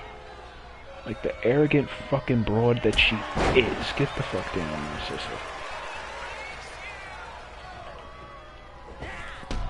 Crossbody. Yeah, just the idea of, oh shit, pile driver on the concrete floor. But yeah, just the idea of being able to do so much more in 25 is actually something that's very, very exciting.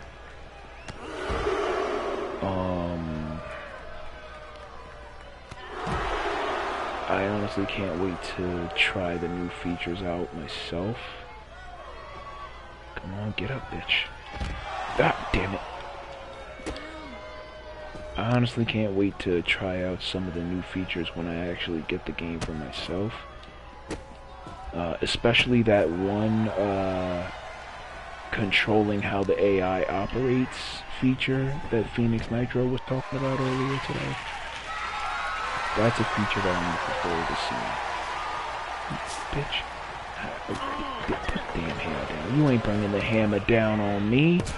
You not bringing the hammer down on Gemstone. What are you doing?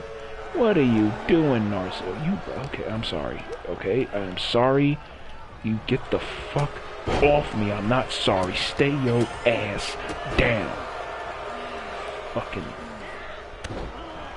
Boston Celtic wannabe bitch. Fuck down. What did I just say? Now, this is the part where the fun begins. Get your ass up, now, sissy. Get up. I fucking love throwing weapons at people. That shit brings me so much joy.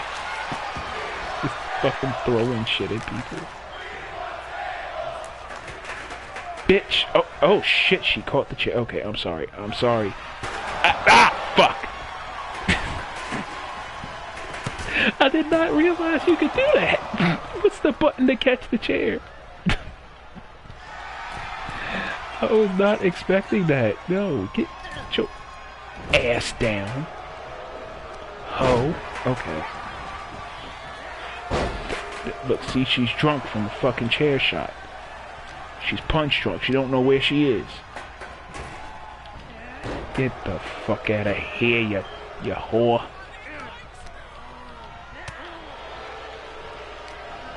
Alright.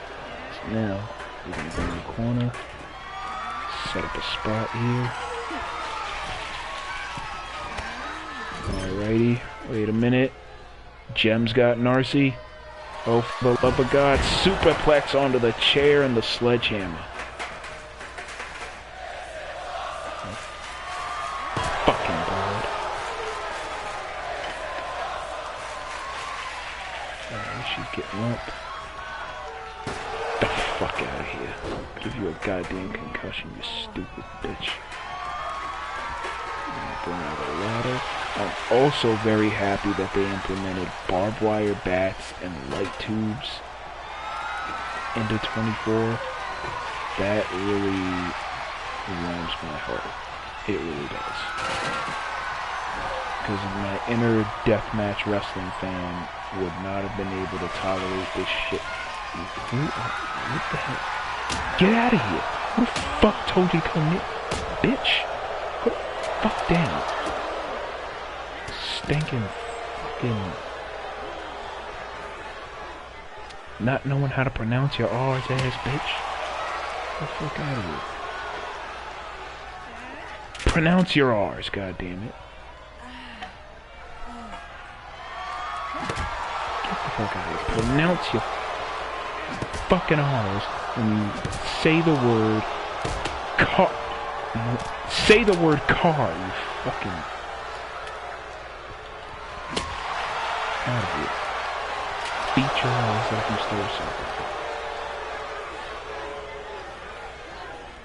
And this is one little detail that I love too, the table next to the ring.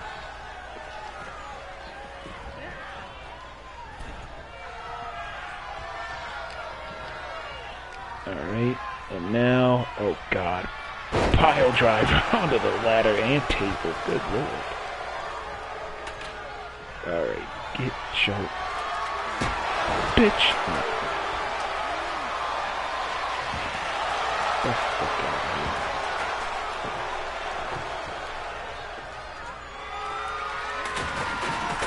Did it?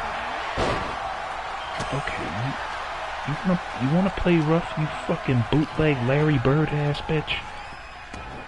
Fucking use a fucking Bird ass bitch, fuck out of here.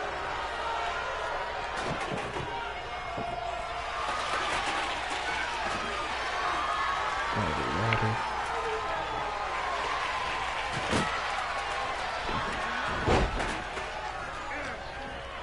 Come on.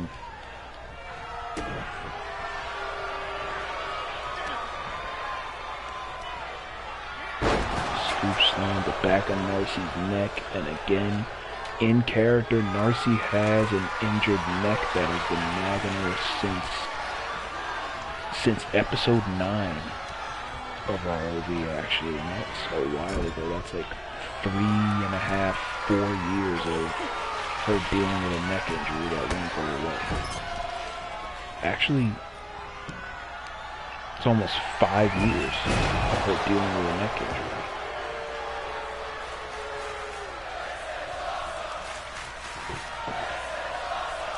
Which kind of makes me question how am I going to put together certain stories if I'm going to write Narcy up. Really? Okay. The fucking... The ghost of Sal Marcano fucking trying to make me sell for the goddamn table. The fuck? Trying to fucking set the damn table on fire. And the fucking table fucking drop kicks me. The fucking ghost of Sal Marcano. What a fucking asshole.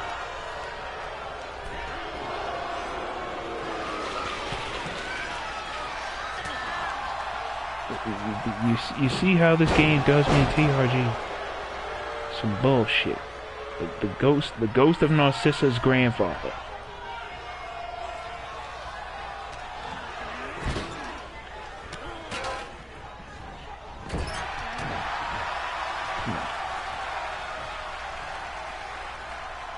And then she goes out the ring for a fucking kendo stick.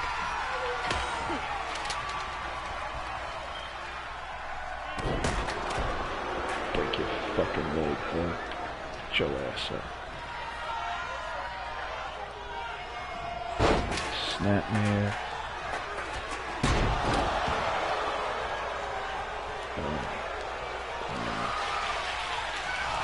I'm about to say, if I fucking fall again, if I fall again, come on, Jim, set the ladder up here.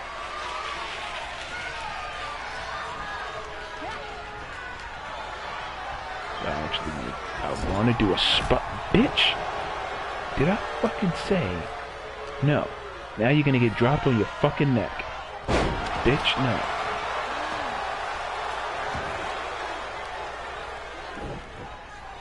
Okay, now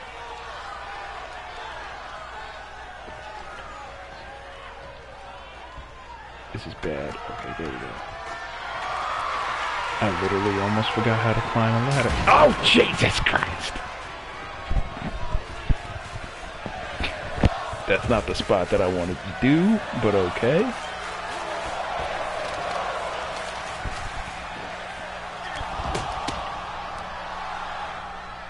It's these damn Japanese tables, TRG. We had some imported from the Tokyo Dome.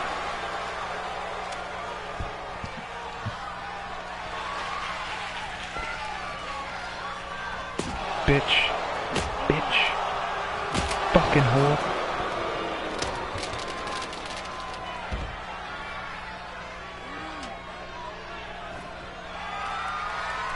Jim sets up the ladder again.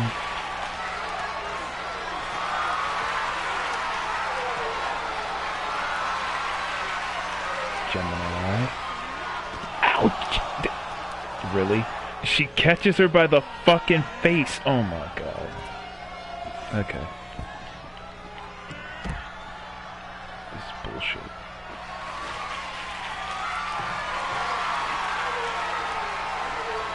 Didn't even know the trash can was under there. Oh well. Metal versus wood. Okay, I'm sorry. I'm sorry, Narcissa. I am sorry. Get the No. Yeah, that's why you got stuck, you stupid fucking whore. Alright, I'm sorry, I'm sorry. Calm yourself. That's why you're stuck, you stupid fucking whore. That's why you're stuck. I'm sorry. I am sorry. Calm yourself. Lady? Calm yourself. You're fucking 37 years old. Calm yourself.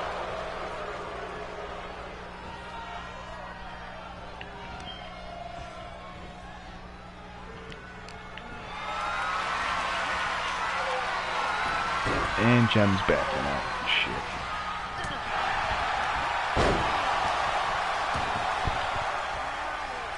I did not see what just happened there, but fuck it. Hold on, let me pause this. I want to see what I'm being tagged in. On fucking Discord. Alrighty.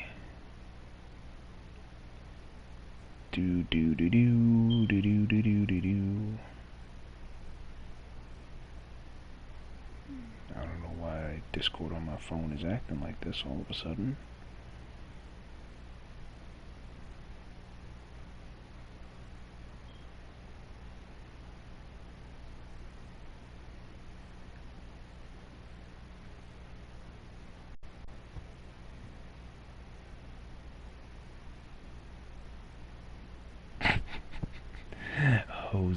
Jose. Oh god. That's gonna be a great character. Jose.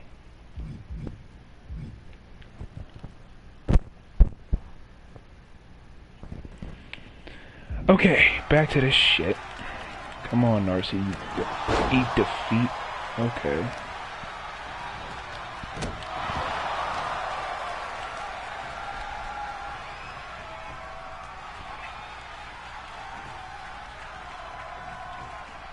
Don't touch me.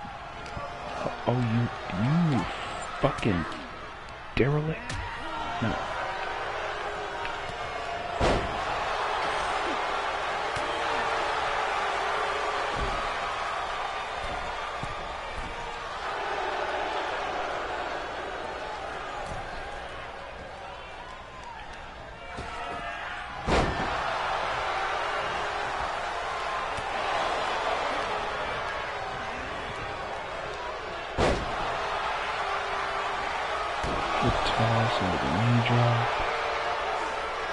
Gemini with the Jade Cargill time, I'm gonna have to fucking change a lot of her tones.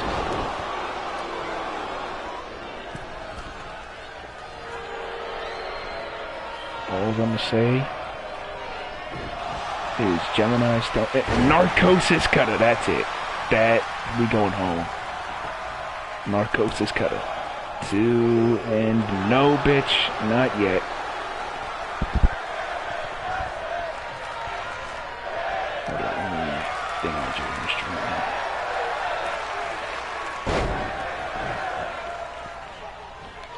Narcy with the strength.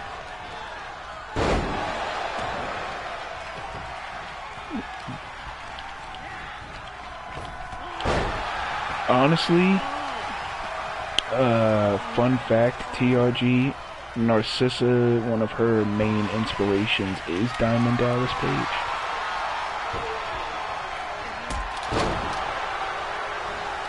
I don't necessarily know who I'm gonna, like, wrestling-wise, pattern Gemini after yet.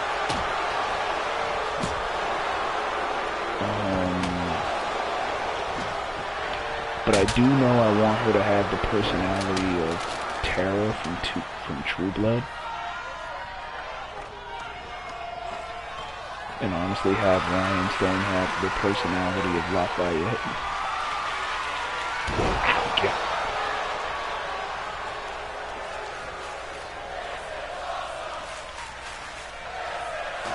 Alright, so now, set this table up out here. Okay, did that just glitch? I know I'm not tripping. Get the Narcissa! Narcissa Alexis. Okay. Bitch. Get the fuck. Now, you whore. You're not putting me through the fire, you bitch. You motherfucking... No, you're not dropping me with the fucking catatonic, bitch. No. Get me back in the goddamn room. Clearly this bitch doesn't understand English.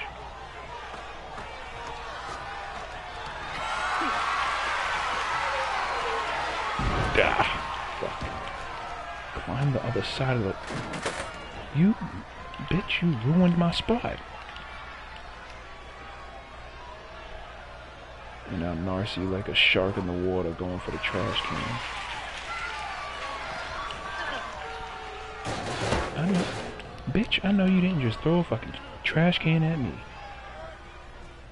Okay. Side slam.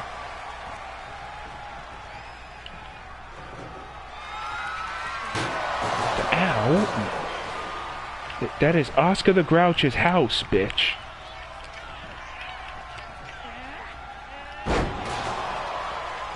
The back of Jem's neck. Get off me. Backdrop out of the pile driver. Nice counter.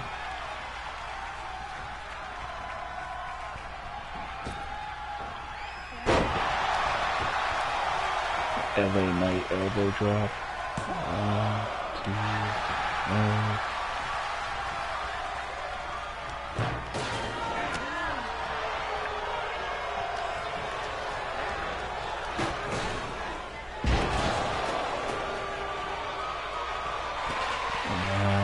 Damn it, why did Narcy have to move with fucking Lottie?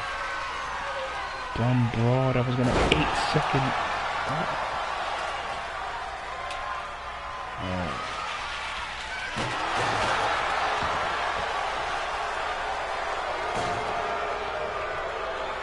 Come on now, get up. Sleeper. Come on, bitch. Sleeper hope. Narcissus is in trouble. She's in trouble, King. Alright, come on. I'm gonna choke you out, you fucking broad. Head first into the trash can like a piece of trash that you are.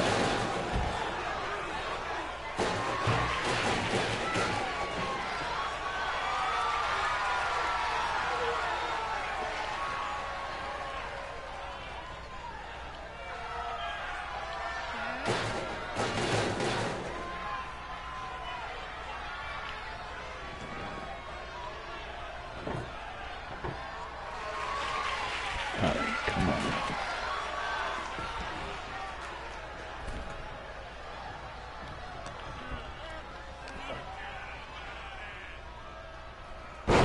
Drop her onto the ladder, breaking Narcy's neck.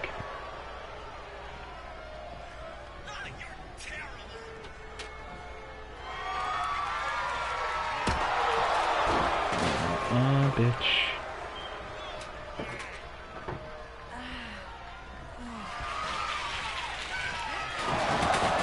Did I say get up, bitch, huh? I didn't say get up.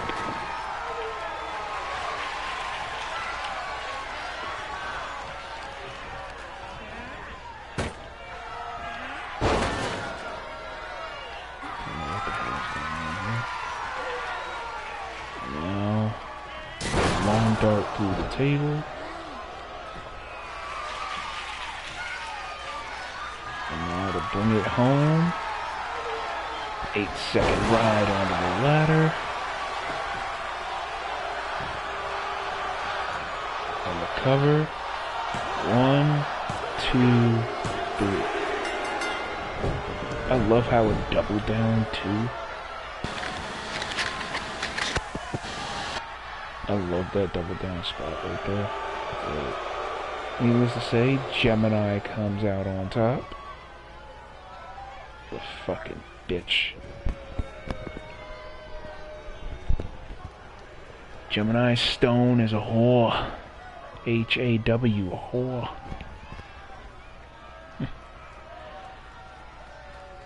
But yeah, just my way of keeping myself out of this funk, which is a good thing, to keep out of the funk.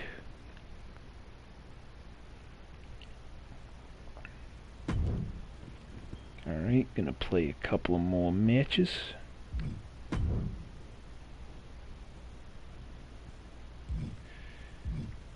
Alrighty, this time...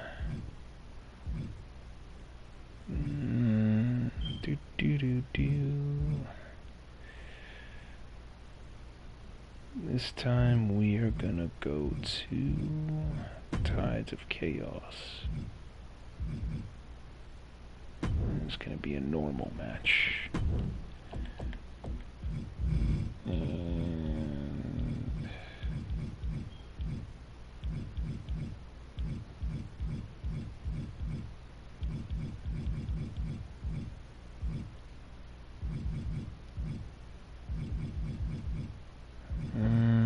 Let's see.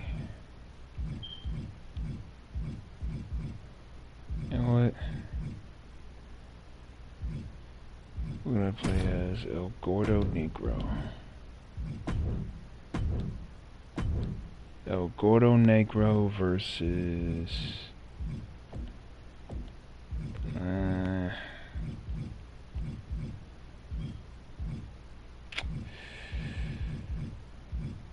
Stefan Sweetness. Who I'm probably gonna pattern after somebody from a low down dirty shame. Oh god. Alright, so 20 count.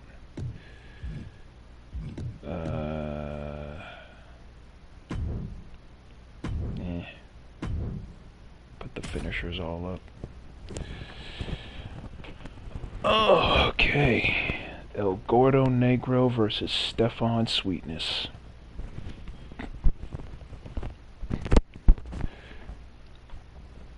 Oh god.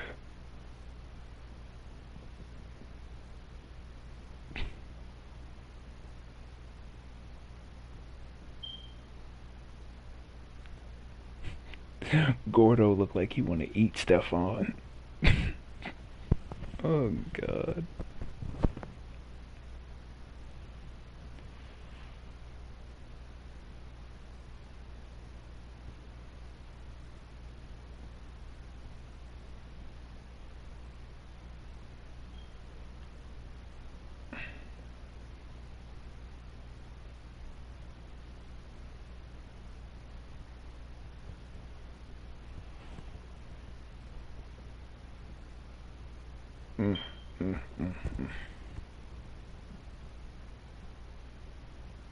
What am I doing with these goddamn characters?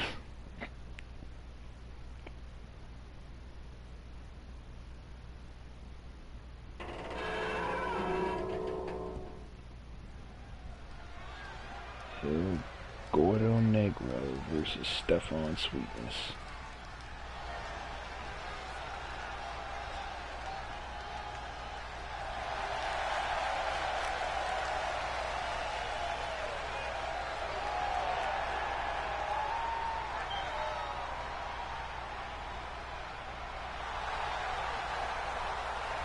Gordo coming out in his expensive ass cape.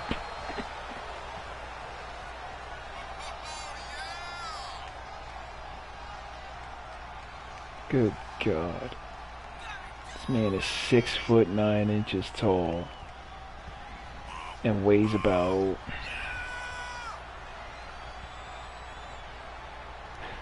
I want to say 640. I could be wrong. I'm gonna have to look back at a couple of the shows, but I'm pretty sure Gordo Negro is 640. Could be 590. I don't know. He's definitely as big as Yoko was.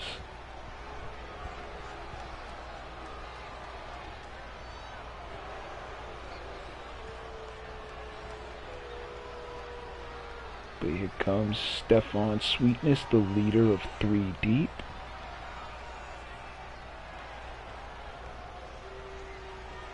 Suave Stefan Sweetness, who's going to be feuding with Purple Pimp and Clifford.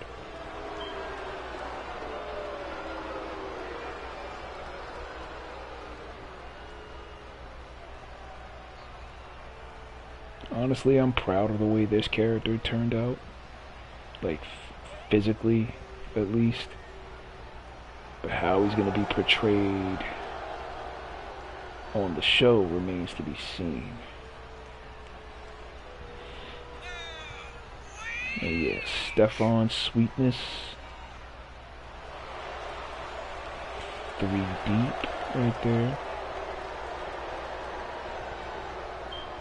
What's going on, John? Just streaming to pass the time, you know. Trying to keep in happy thoughts at this moment.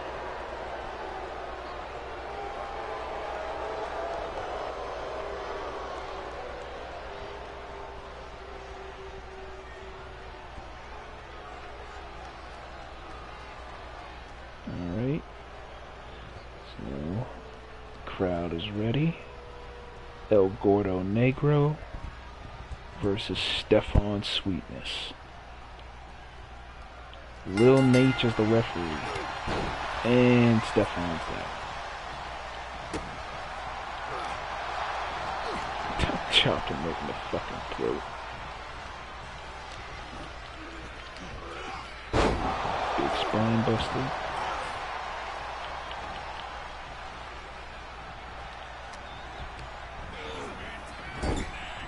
And I appreciate that, John. I really do.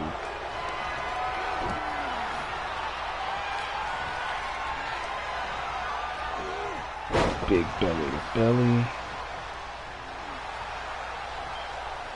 Oh. Gordo Negro trying to signal for the chocolate drop early.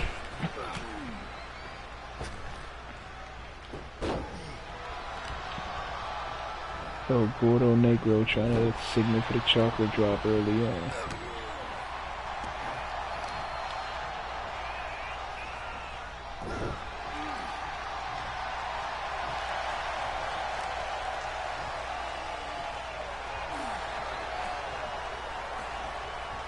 Raising the roof.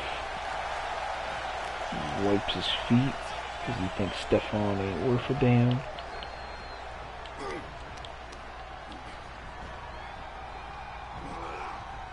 Big suplex. Leg drop to the back of the head. Went for the leg drop again. Stefan moved out the way that time. You don't want 600 pounds dropping on. What is this man doing? Oh, God. The Pink Friday. On. The Pink Friday. That's going to be the name of the move. The Pink Friday.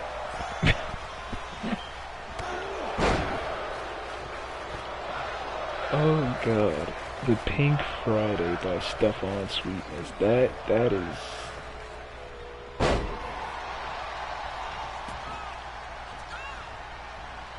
Oh my God, what is Gordo's finishers?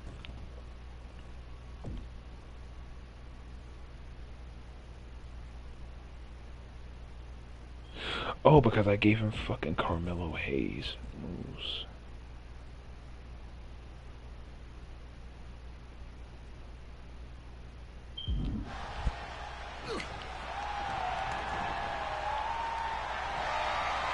And that's it. Chocolate drop. Game over.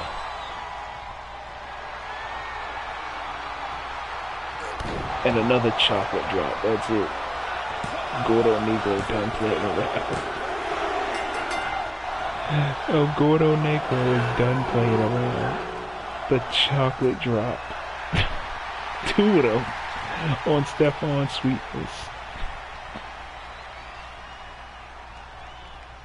Gordo making quick work of Suave Stefan.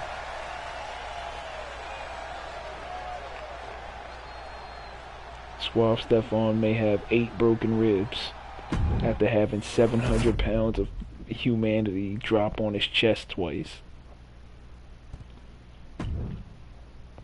Oh God.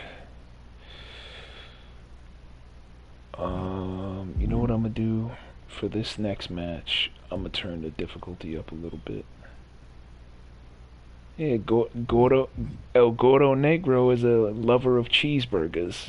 TRG. He ain't getting paid by the hour. He got some food he gotta eat. Where the fuck? No, not that. Gameplay. Here we go. Legend, because easy is just.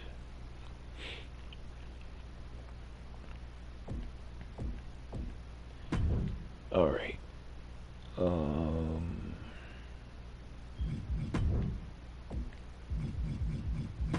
Tides of Chaos. Normal. I gotta fix some of my taunts too. But what I'm gonna do? Caleb Graves. Actually, no, not Caleb Graves.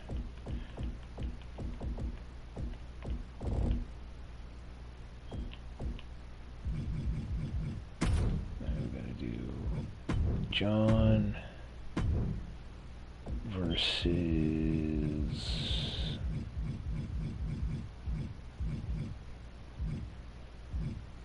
I haven't done Rupert's moveset yet. I'm gonna have to. Oh what?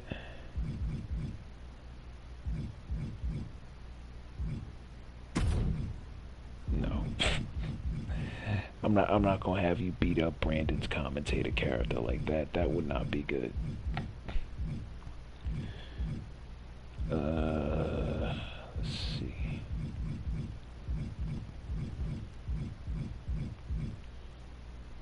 Akichinogi.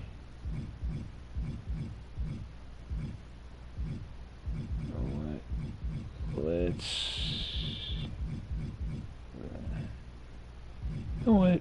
I am going to put John up against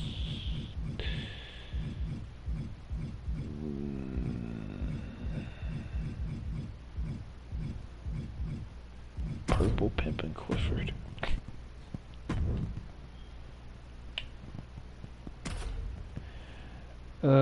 Purple Pimpin' Clifford, a bronze medalist from 1984. A bronze medalist.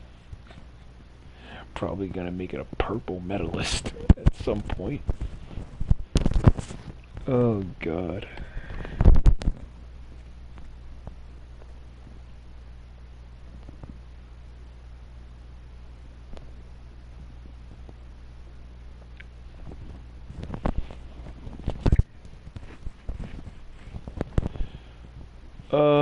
Purple Pimpin' Clifford. This guy. Purple Pimpin' Clifford. No, I'm not even gonna get into the explanation of how this character came to be.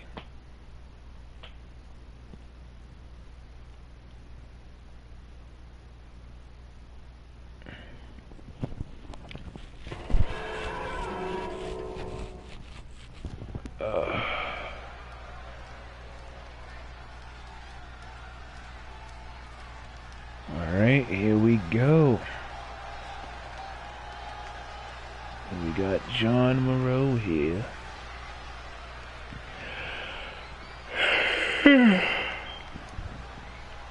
The Purple Pimpin' Medalist.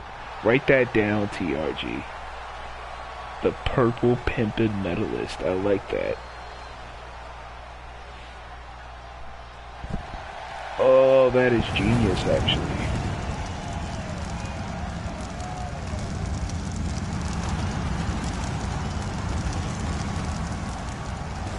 John making his way to the ring. The Purple Pimpin' Medalist. God damn it, TRG.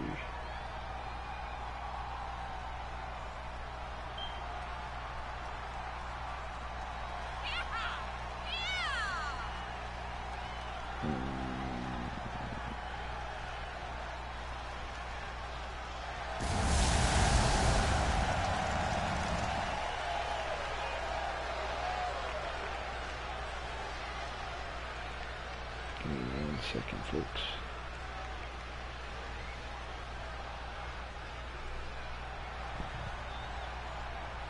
The purple pimpin' necklace. That is funny.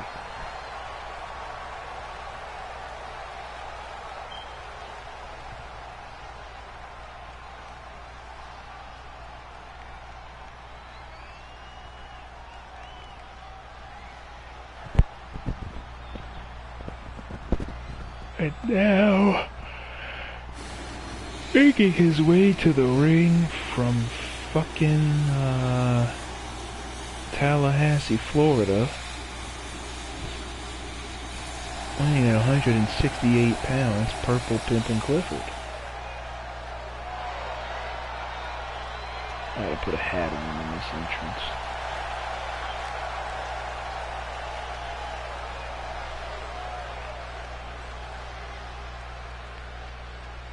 Purple Pimpin' Clifford with his Cliff dollars falling from the sky.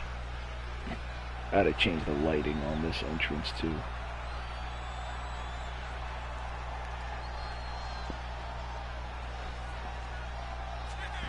You know, this character may be the greatest stupid character I've ever made. Oh god. Purple Pimpin' Clifford.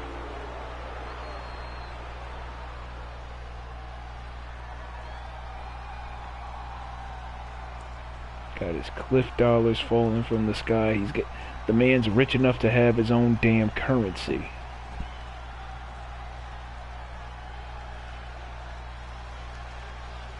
Cliff Harrison is rich enough to have his own damn currency.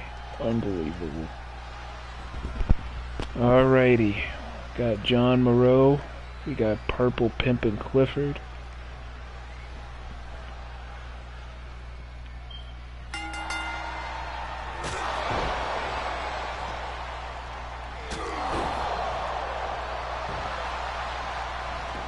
John already firing on all cylinders straight out of the blocks. Not messing around when it comes to Purple Pimpin' Clifford. Kawada kicks. Yeah, it's just this is disorderly conduct to the elderly, but Cliff Harrison fighting back. Nope.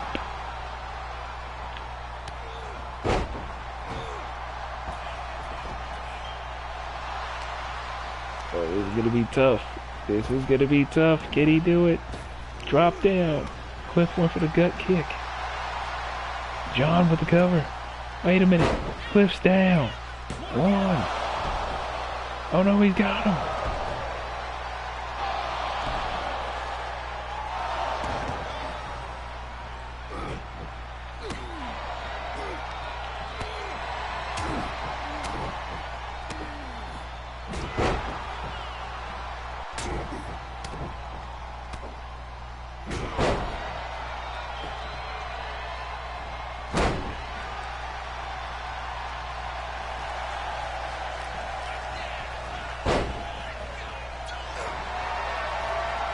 Oh no.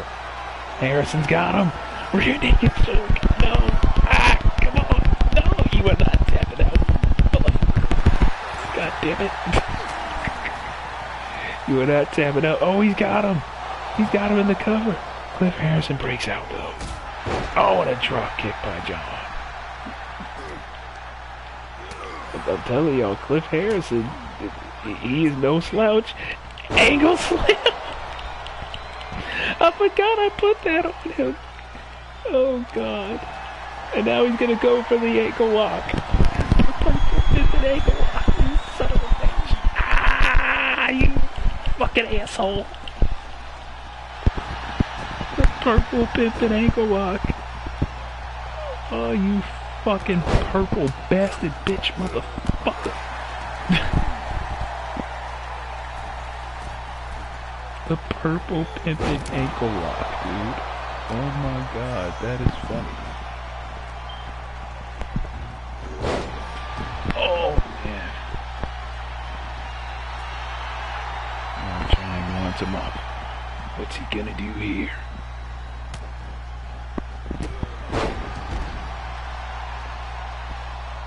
Purple Pimpin' Clifford is a nut. Oh, but so John. Oh my god, you almost broke your goddamn legs. No, I'm doing that again. Hold on. Wait a minute. Get him back up on his feet. Get him back up on his feet.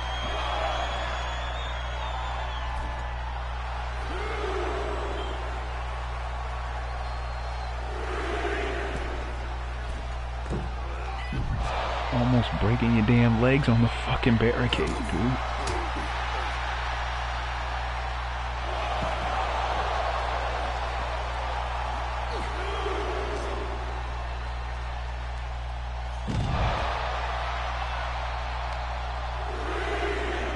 Come on.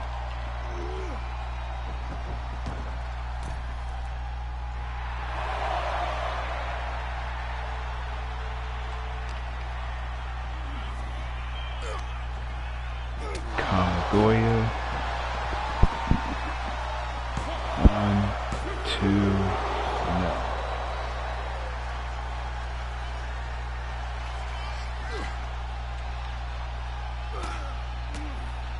John a bit more ruthless with his approach here.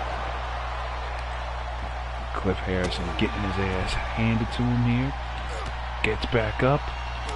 Oh. Harrison with a hit. Bitch, get your ass down. What you thought this was? What did you think this was, Clifford? What did you think this was? You quintogenarian, 50-year-old.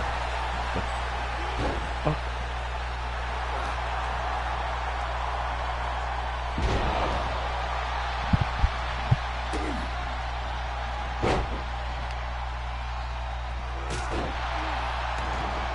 I like that move. Convoy.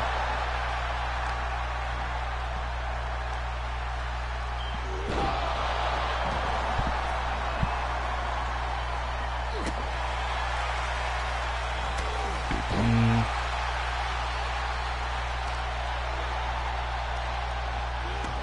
Dragon screw.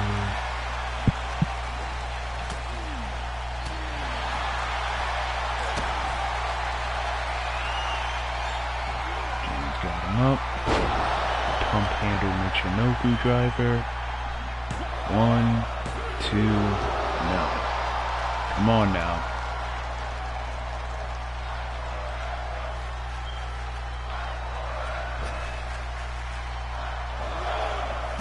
Barrel roll.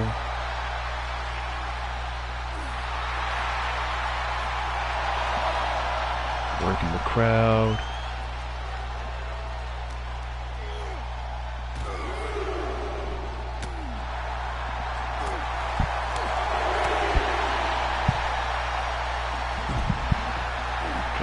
Face first on paper. Pay attention to the count, Cliff. Come on now.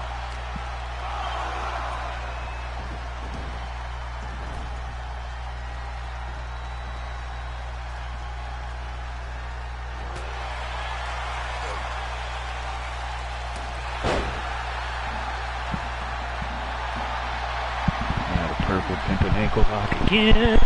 No, you're not tapping out. Ah, fuck, I'm sorry, John. I really am sorry. That was not meant to happen. Purple pimpin' Clifford somehow, by the skin of his teeth, beats John. That was not meant to happen, I promise. Oh, God. The boyhood dream has come true for Purple Pimpin' Clifford. Oh, God.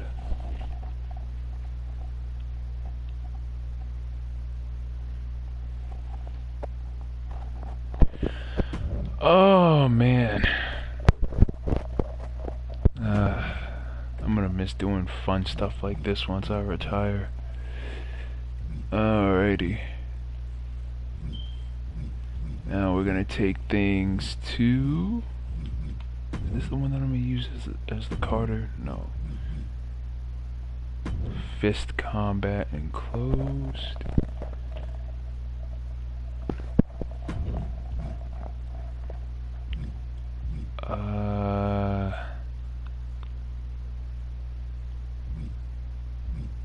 The roof. Sanctuary. CDN rooftop. Club.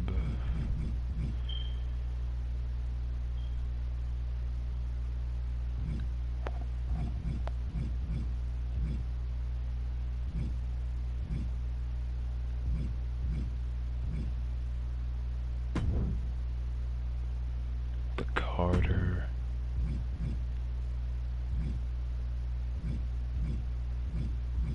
Alrighty, you know what? We're gonna go to CNW Scramble for now. And we are gonna do Zoe De La Rosa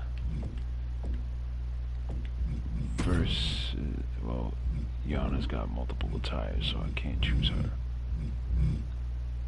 We're gonna do Zoe De La Rosa versus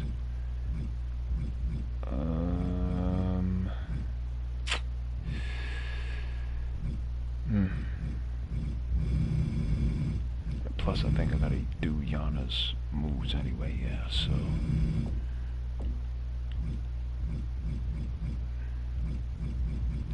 Zoe De La Rosa versus Himari Sato.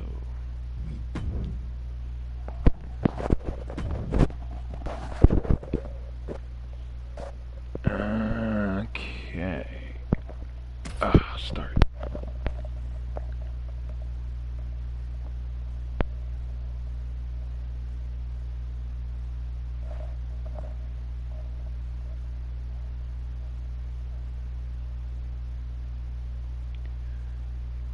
Alrighty.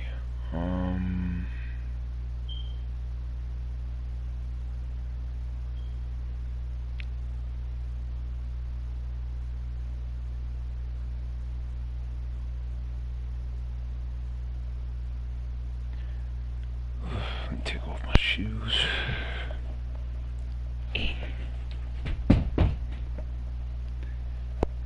Alrighty, Zoe versus Himari.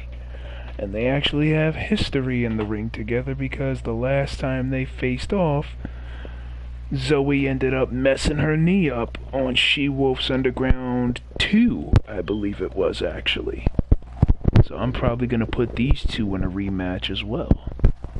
That's certain to be something of a special variety. CNW Scramble.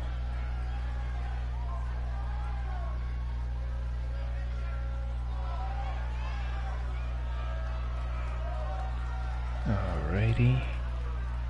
You got Zoe De La Rosa, the Deaf Dynamo.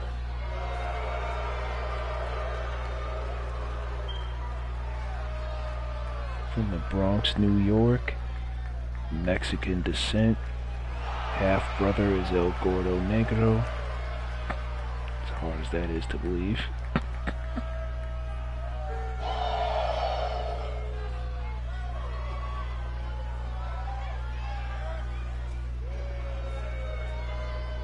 Honestly, I am real proud of how this character came out because frankly, not just the color scheme, but the attire pieces in general are so simplistic, yet it fits Zoe in a way. Like, it very much fits Zoe and like the evil,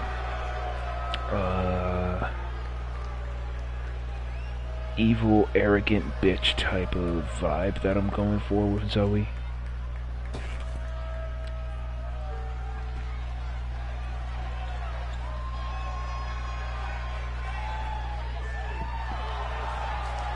And now here comes Himari Sato. And again, I said earlier, I don't usually make characters with bright colors in their attires, but in Himari's case, I'm always gonna make an exception. Unless it's like deathmatch attire, then I go apeshit.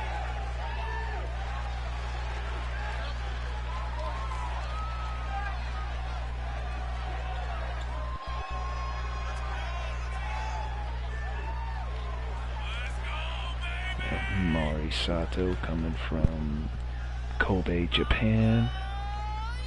We got Mexico versus Japan here. Real contrast of styles, international flavor, if you will.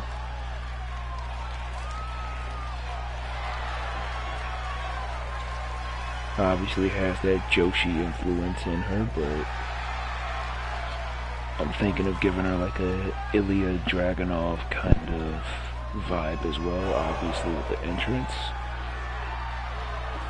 But also at some point with her moveset, I'm gonna give her some Ilya Dragunov vibes.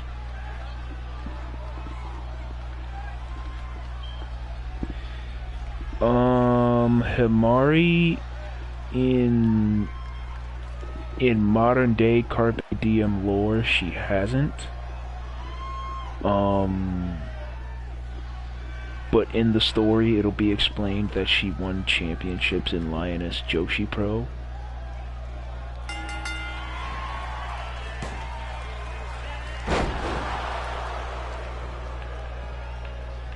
And once we get to telling that part of the story, it's gonna be special, I feel. Am I tripping or am I not controlling Zoe? Am I? Yeah, I'm controlling Zoe, so what the fuck is that? Big forearms.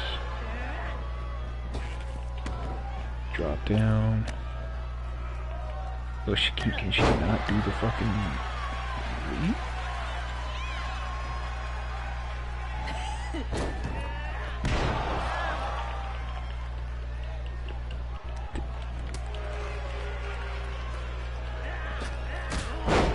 Big drop kick.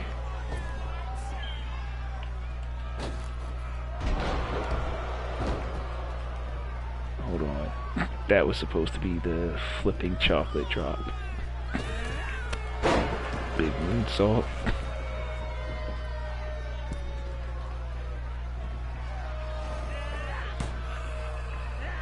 That was smooth. That was fucking smooth. Okay. Damn it, Zoe. Fucking hit the move right. Come on.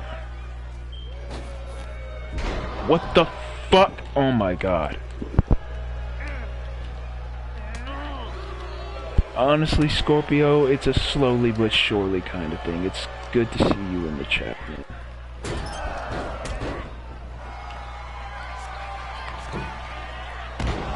What the fuck? I can't do it. I can't deal with this shit right now.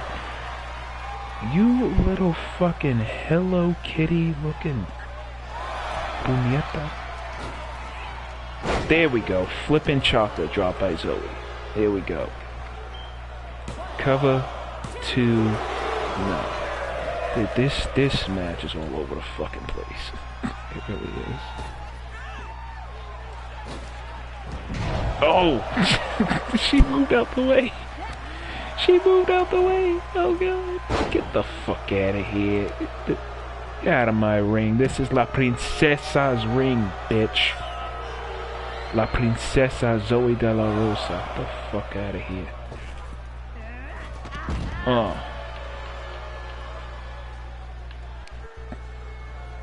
Like I said, TRG, Zoe De La Rosa is the half-sister of El Gordo Negro, so she's taking it from him. Yeah, come on, bitch. Get your ass in this ring. Himari trying to take her time. Zoe wants her back in, and she's gonna get her back in.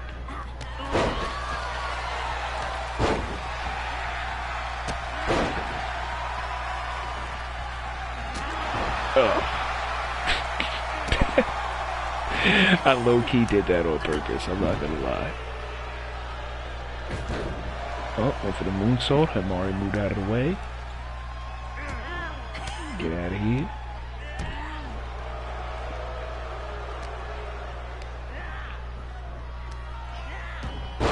Hurricane Rana.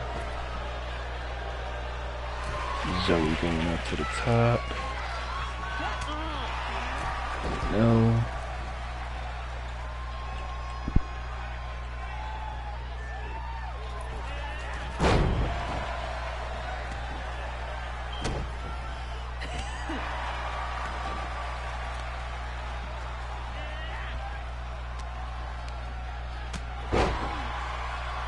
Alright, come on, Zoe. Get up.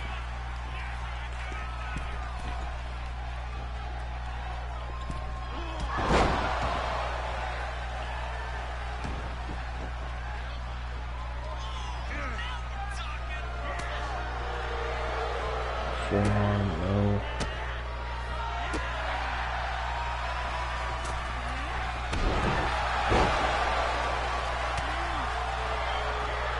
Damn it. That's probably would have been fucking wicked if it fucking landed. Oh, come on.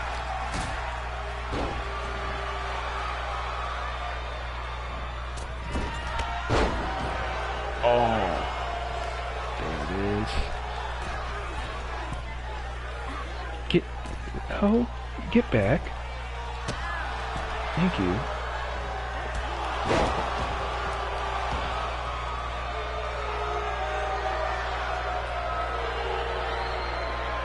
No, she thinks she's stank.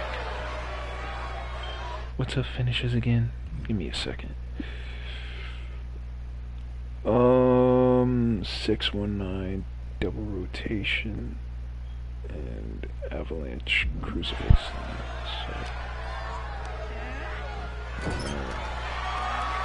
So now Zoe's got her up. Assault driver. The fucking assault driver, but she's getting up?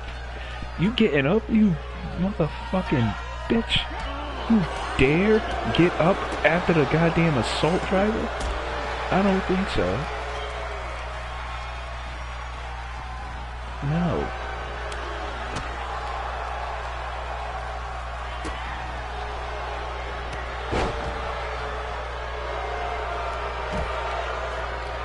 Fucking bitch.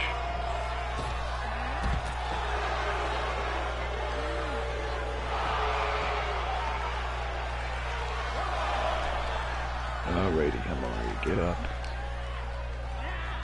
Get your ass back in the ring. Frog splash to the back. Cover. Referee Abigail Nielsen, a bootleg version. Or Ashley Janisha, whatever I decided to name her before. Overshot the moonsault, but that's okay.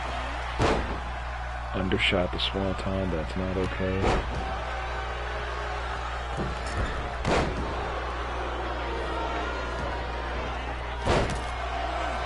Swanton. No.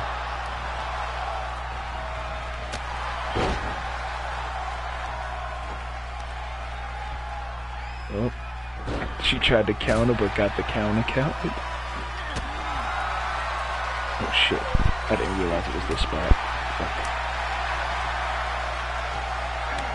Chop. Okay.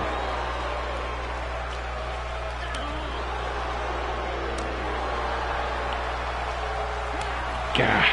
I love this fucking function.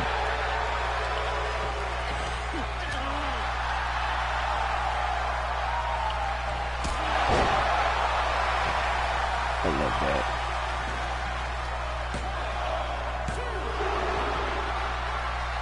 Kick out at 2. Come on, Zoe.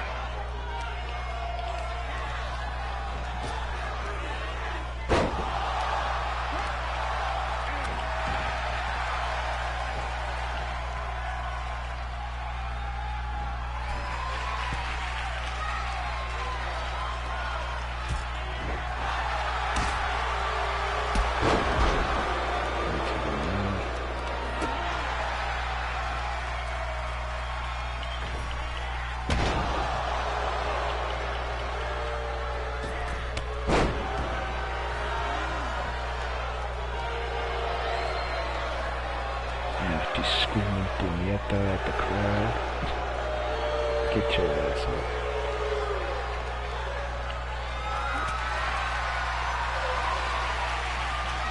And up, that's it.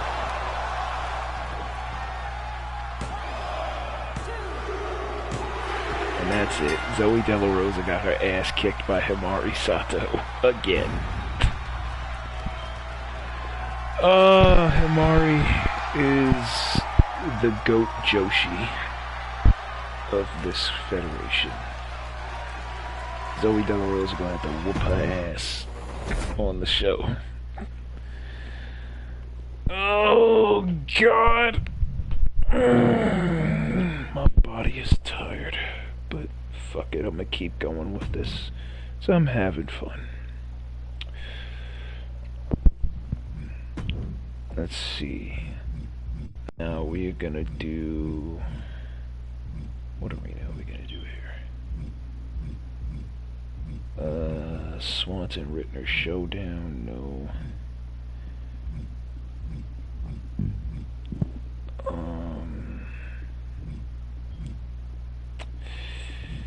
You know what? We're gonna go to Coney and Coney. And again, like I said, some of these characters aren't finished yet, but I'm gonna play as Caleb Graves and go one-on-one with... Did I make an attire for Spencer? No. Salem Sinister's not even finished yet. So, Caleb Graves versus...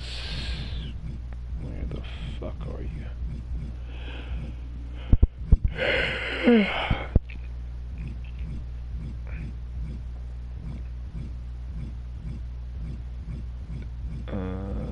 Versus Hansuke Sato. Because why the fuck not?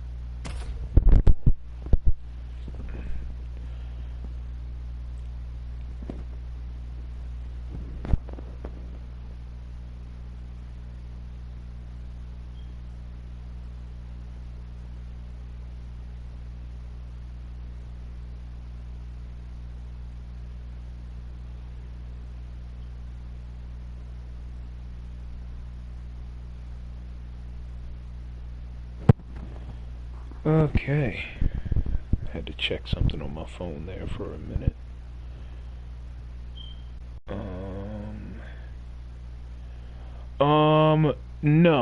No, TRG. Again, what I explained earlier is, Coney is an acronym standing for King of New York, and you know, Coney and Coney, like, King of New York and Coney Island, Brooklyn, New York.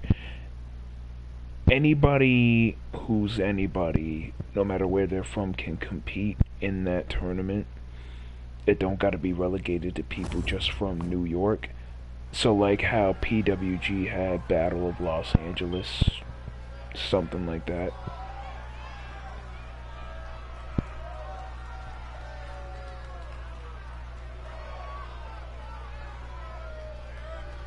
Out there in fucking Reseda.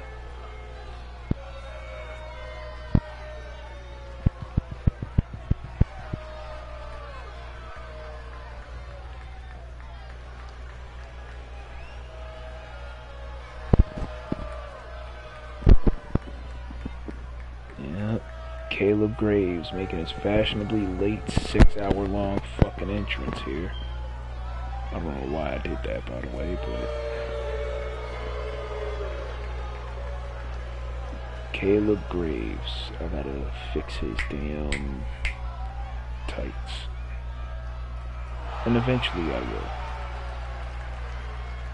But this is as about as impressive of a physical specimen as you could possibly get.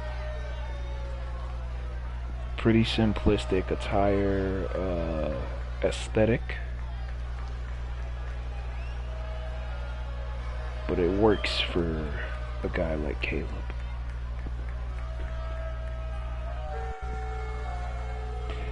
Now, I don't remember where Maddie said Caleb Graves is from, so I'm gonna have to ask her that.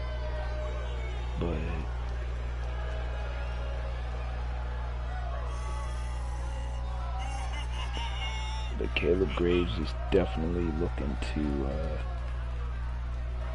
prove to everybody why the mat is sacred, and that's why he's wiping his feet to show respect for the competitors after him.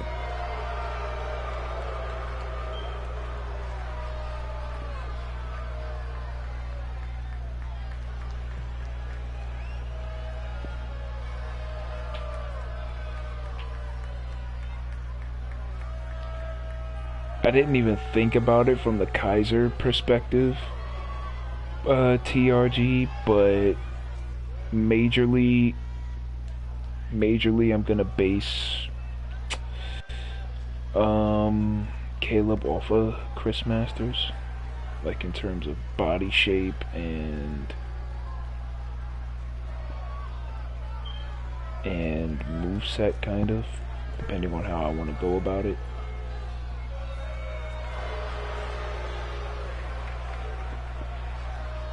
Now here's the man that Damon McCarthy called a bootleg Tomohiro Ishii, Hansuke Sato, 6 foot tall, 300 pounds.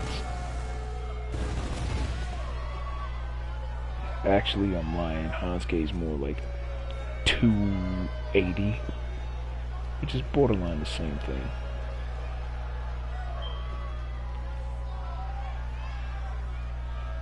Just walking through the smoke, like, that's the aura that I want to capture for Hansuke, all the way around.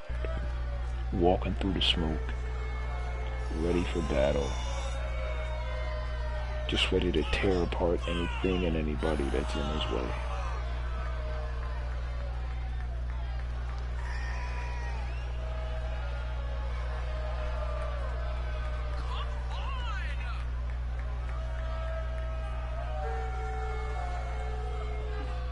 This man is a very, very dangerous man. So let's see how Caleb Graves fares against Hansuke Sato.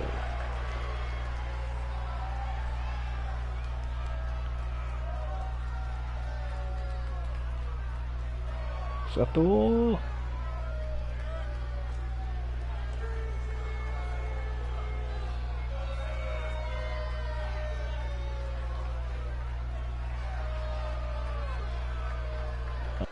Sato right there. Caleb Graves. Hansuke Sato. At the Coney and Coney. Better sounds. Nope.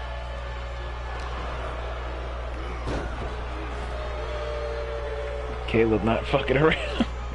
Shoving Hansuke across the ring. He is done playing games.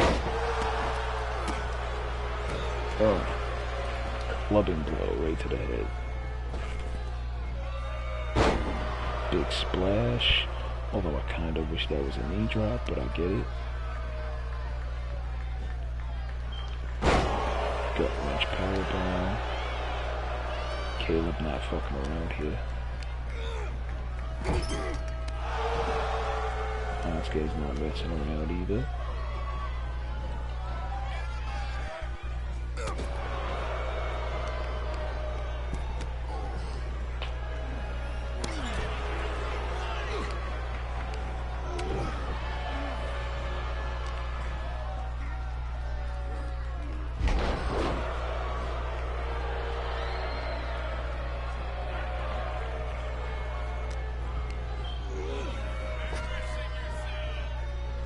Nope.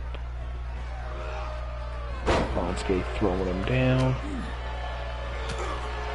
Come on now.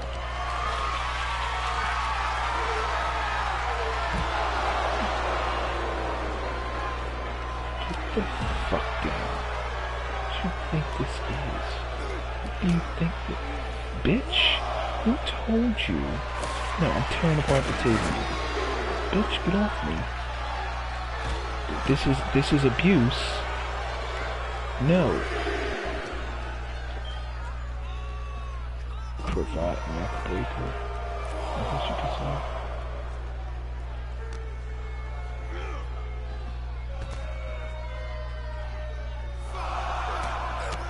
Watch the count, Sato.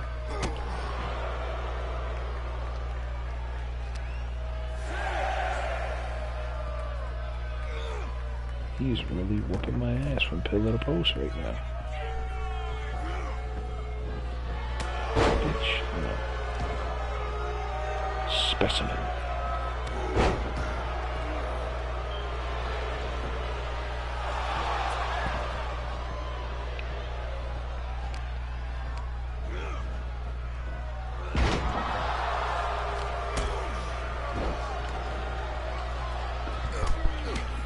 Okay, you want to play like that, Sato? Okay.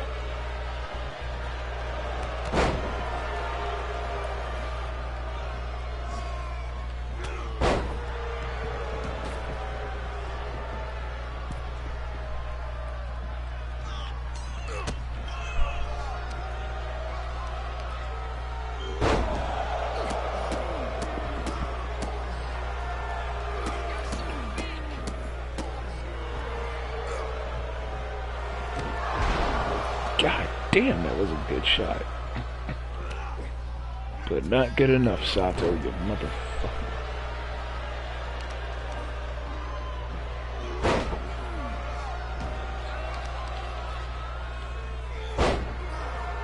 Pull his leg out the socket if I'm not careful. Got to target the limbs, target the ankles, the toes.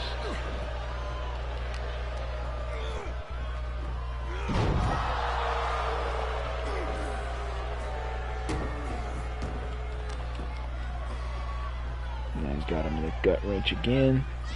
Gut wrench suplex. Now he got him in the gut wrench again. Gut wrench power bomb. Flexing him.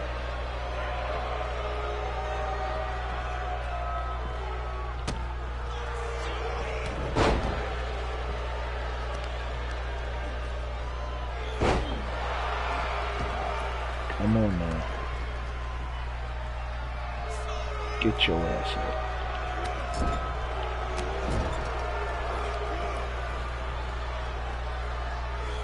Big scoop slam.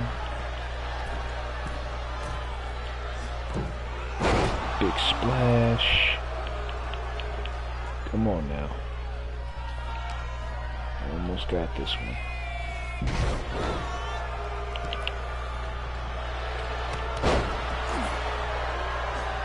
Come on, get your ass up.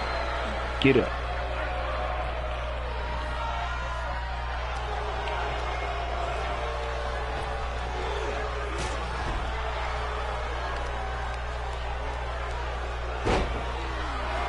Get your ass up. What are you doing, you? Get up. Get your pistol grip chin ass up. Oh, Sato with the counter. Graves with the counter.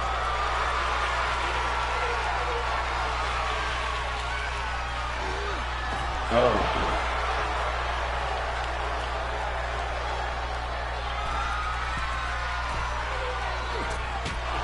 Shoulder tackle.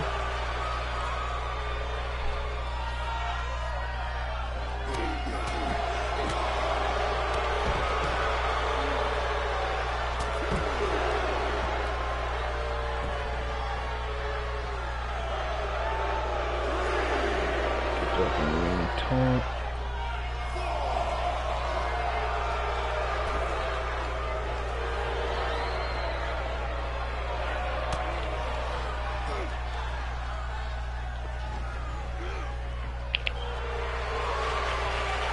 Bear hug. Hansuke gets out of there quickly. Cause he ain't no stupid motherfucker. Headbutt. Discus clothesline.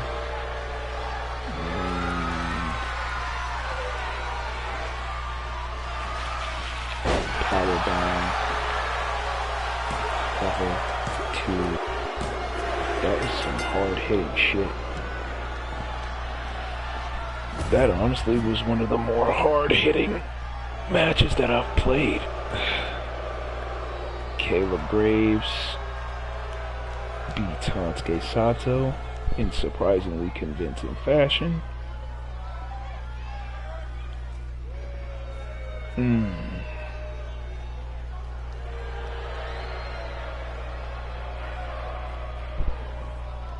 The specimen Caleb Graves.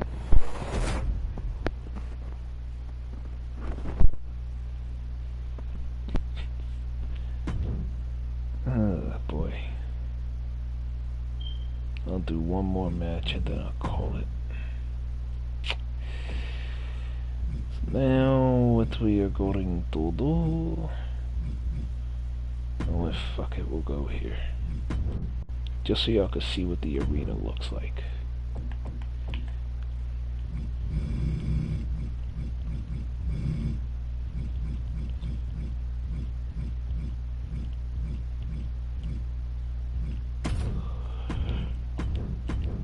Me versus this motherfucker, Damon McCarthy.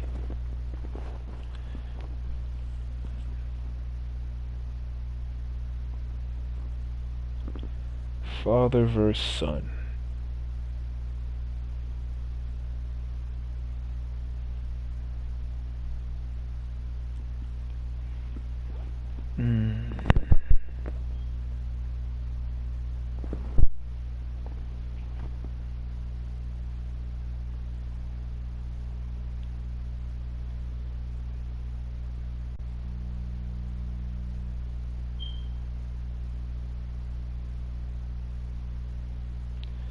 Gotta check something on Facebook here, so just give me one moment.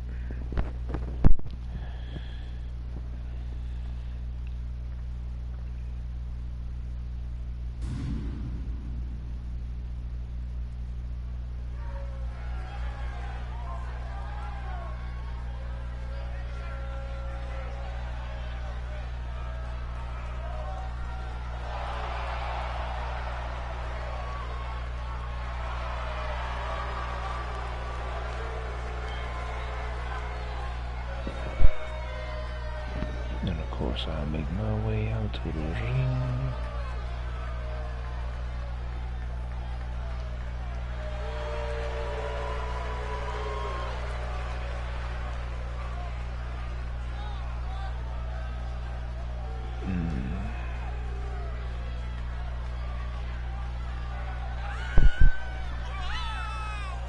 And of course I'm gonna have to change this attire once I finish filming the Losing the Fight show. But you know what? It's gonna be a good one.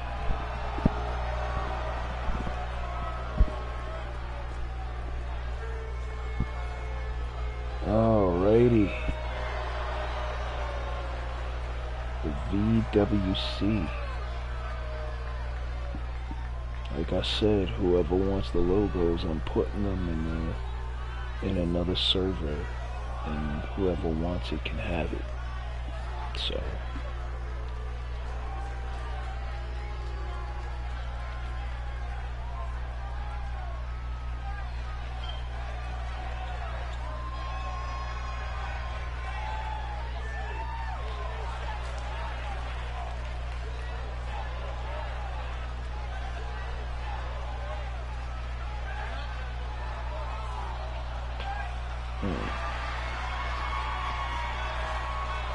oh, I forgot to change Damon's short hair look for his entrance. I'm fucking stupid. I forgot to change that. But needless to say, long hair Damon is what you motherfucking... Yeah, we gonna have to test him. No.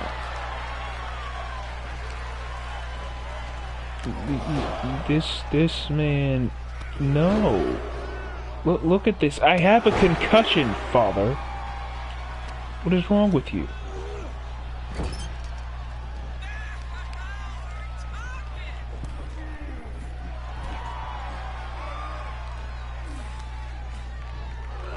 I can't even get out the blocks. What is this?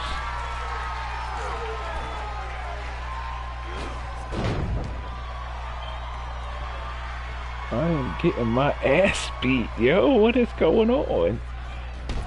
This isn't supposed to happen. No. He's going off script. What is this? David McCarthy going off script here.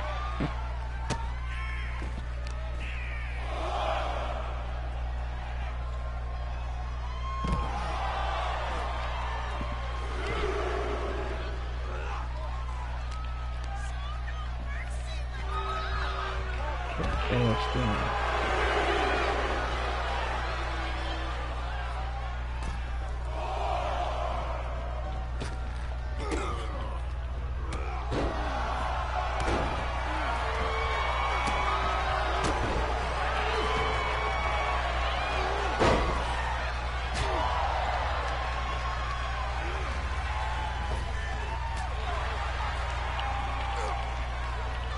What's going on, Zuki? Hope you're doing okay.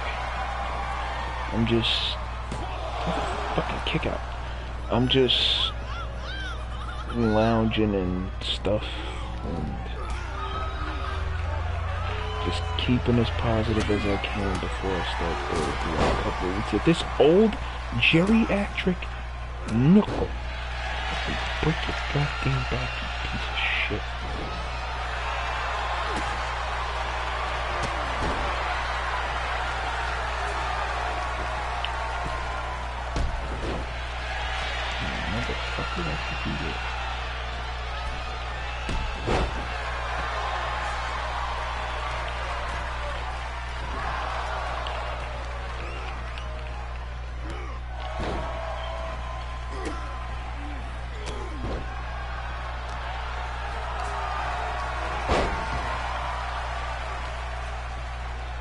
Now I'm gonna have a broken shoulder on top of the damn concussion.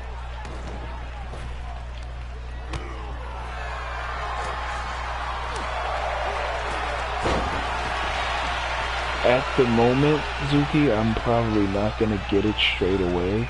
I'm gonna have to wait a couple of months, but I'm definitely gonna get it. I just don't know when.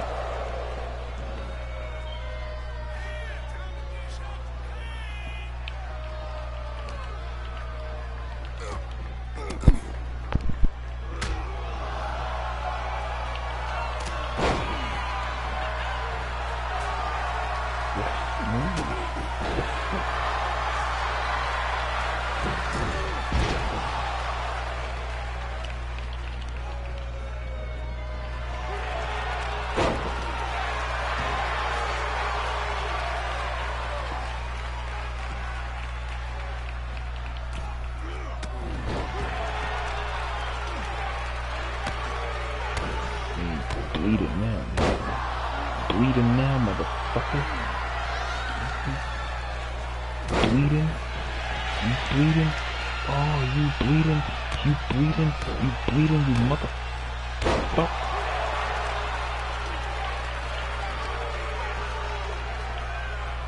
Well, Zuki, that's just it. I'm gonna be the one retiring, but that's why I'm teaching everybody in the crew how to film and edit and stuff these next few years. Because I may be retiring, but the rest of the crew isn't. And like I said, I'm retiring not only to strengthen my relationship with Mandy, but to also take better physical care of myself. And mental in a lot of ways as well.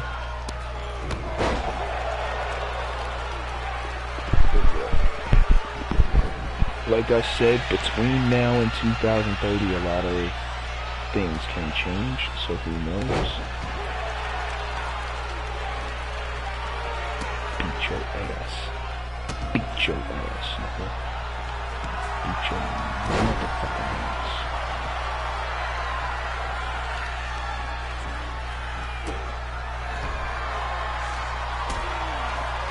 Hits me in the head, eh?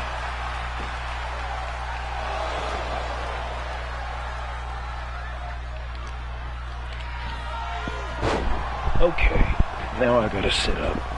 I was gonna lay down, but after that, bullshit, get the fuck out of my goddamn old ass motherfucker.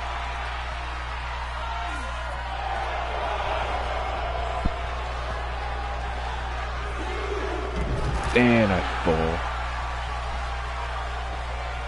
Okay.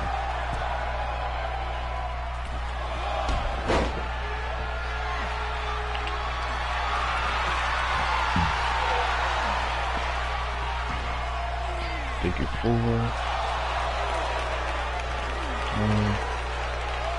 Come on.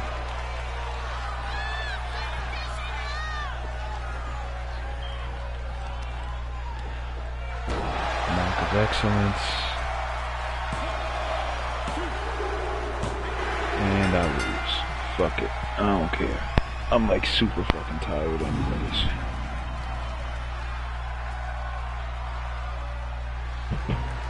But yeah, I'm gonna change that thing on McCarthy before too long.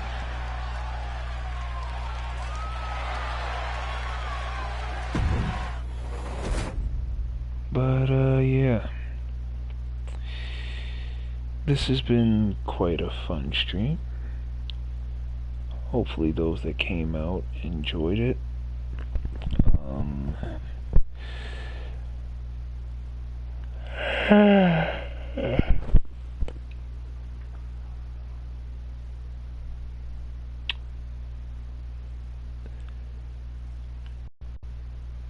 In the meantime, folks, just prepare for some shows to come, and please do prepare for some exciting new stuff.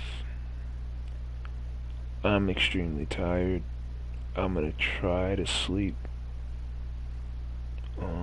Hopefully y'all take care of yourselves and each other, and just keep yourself out of trouble. 'Cause you never know what kind of trouble there may be in the world. Love you guys. See y'all later.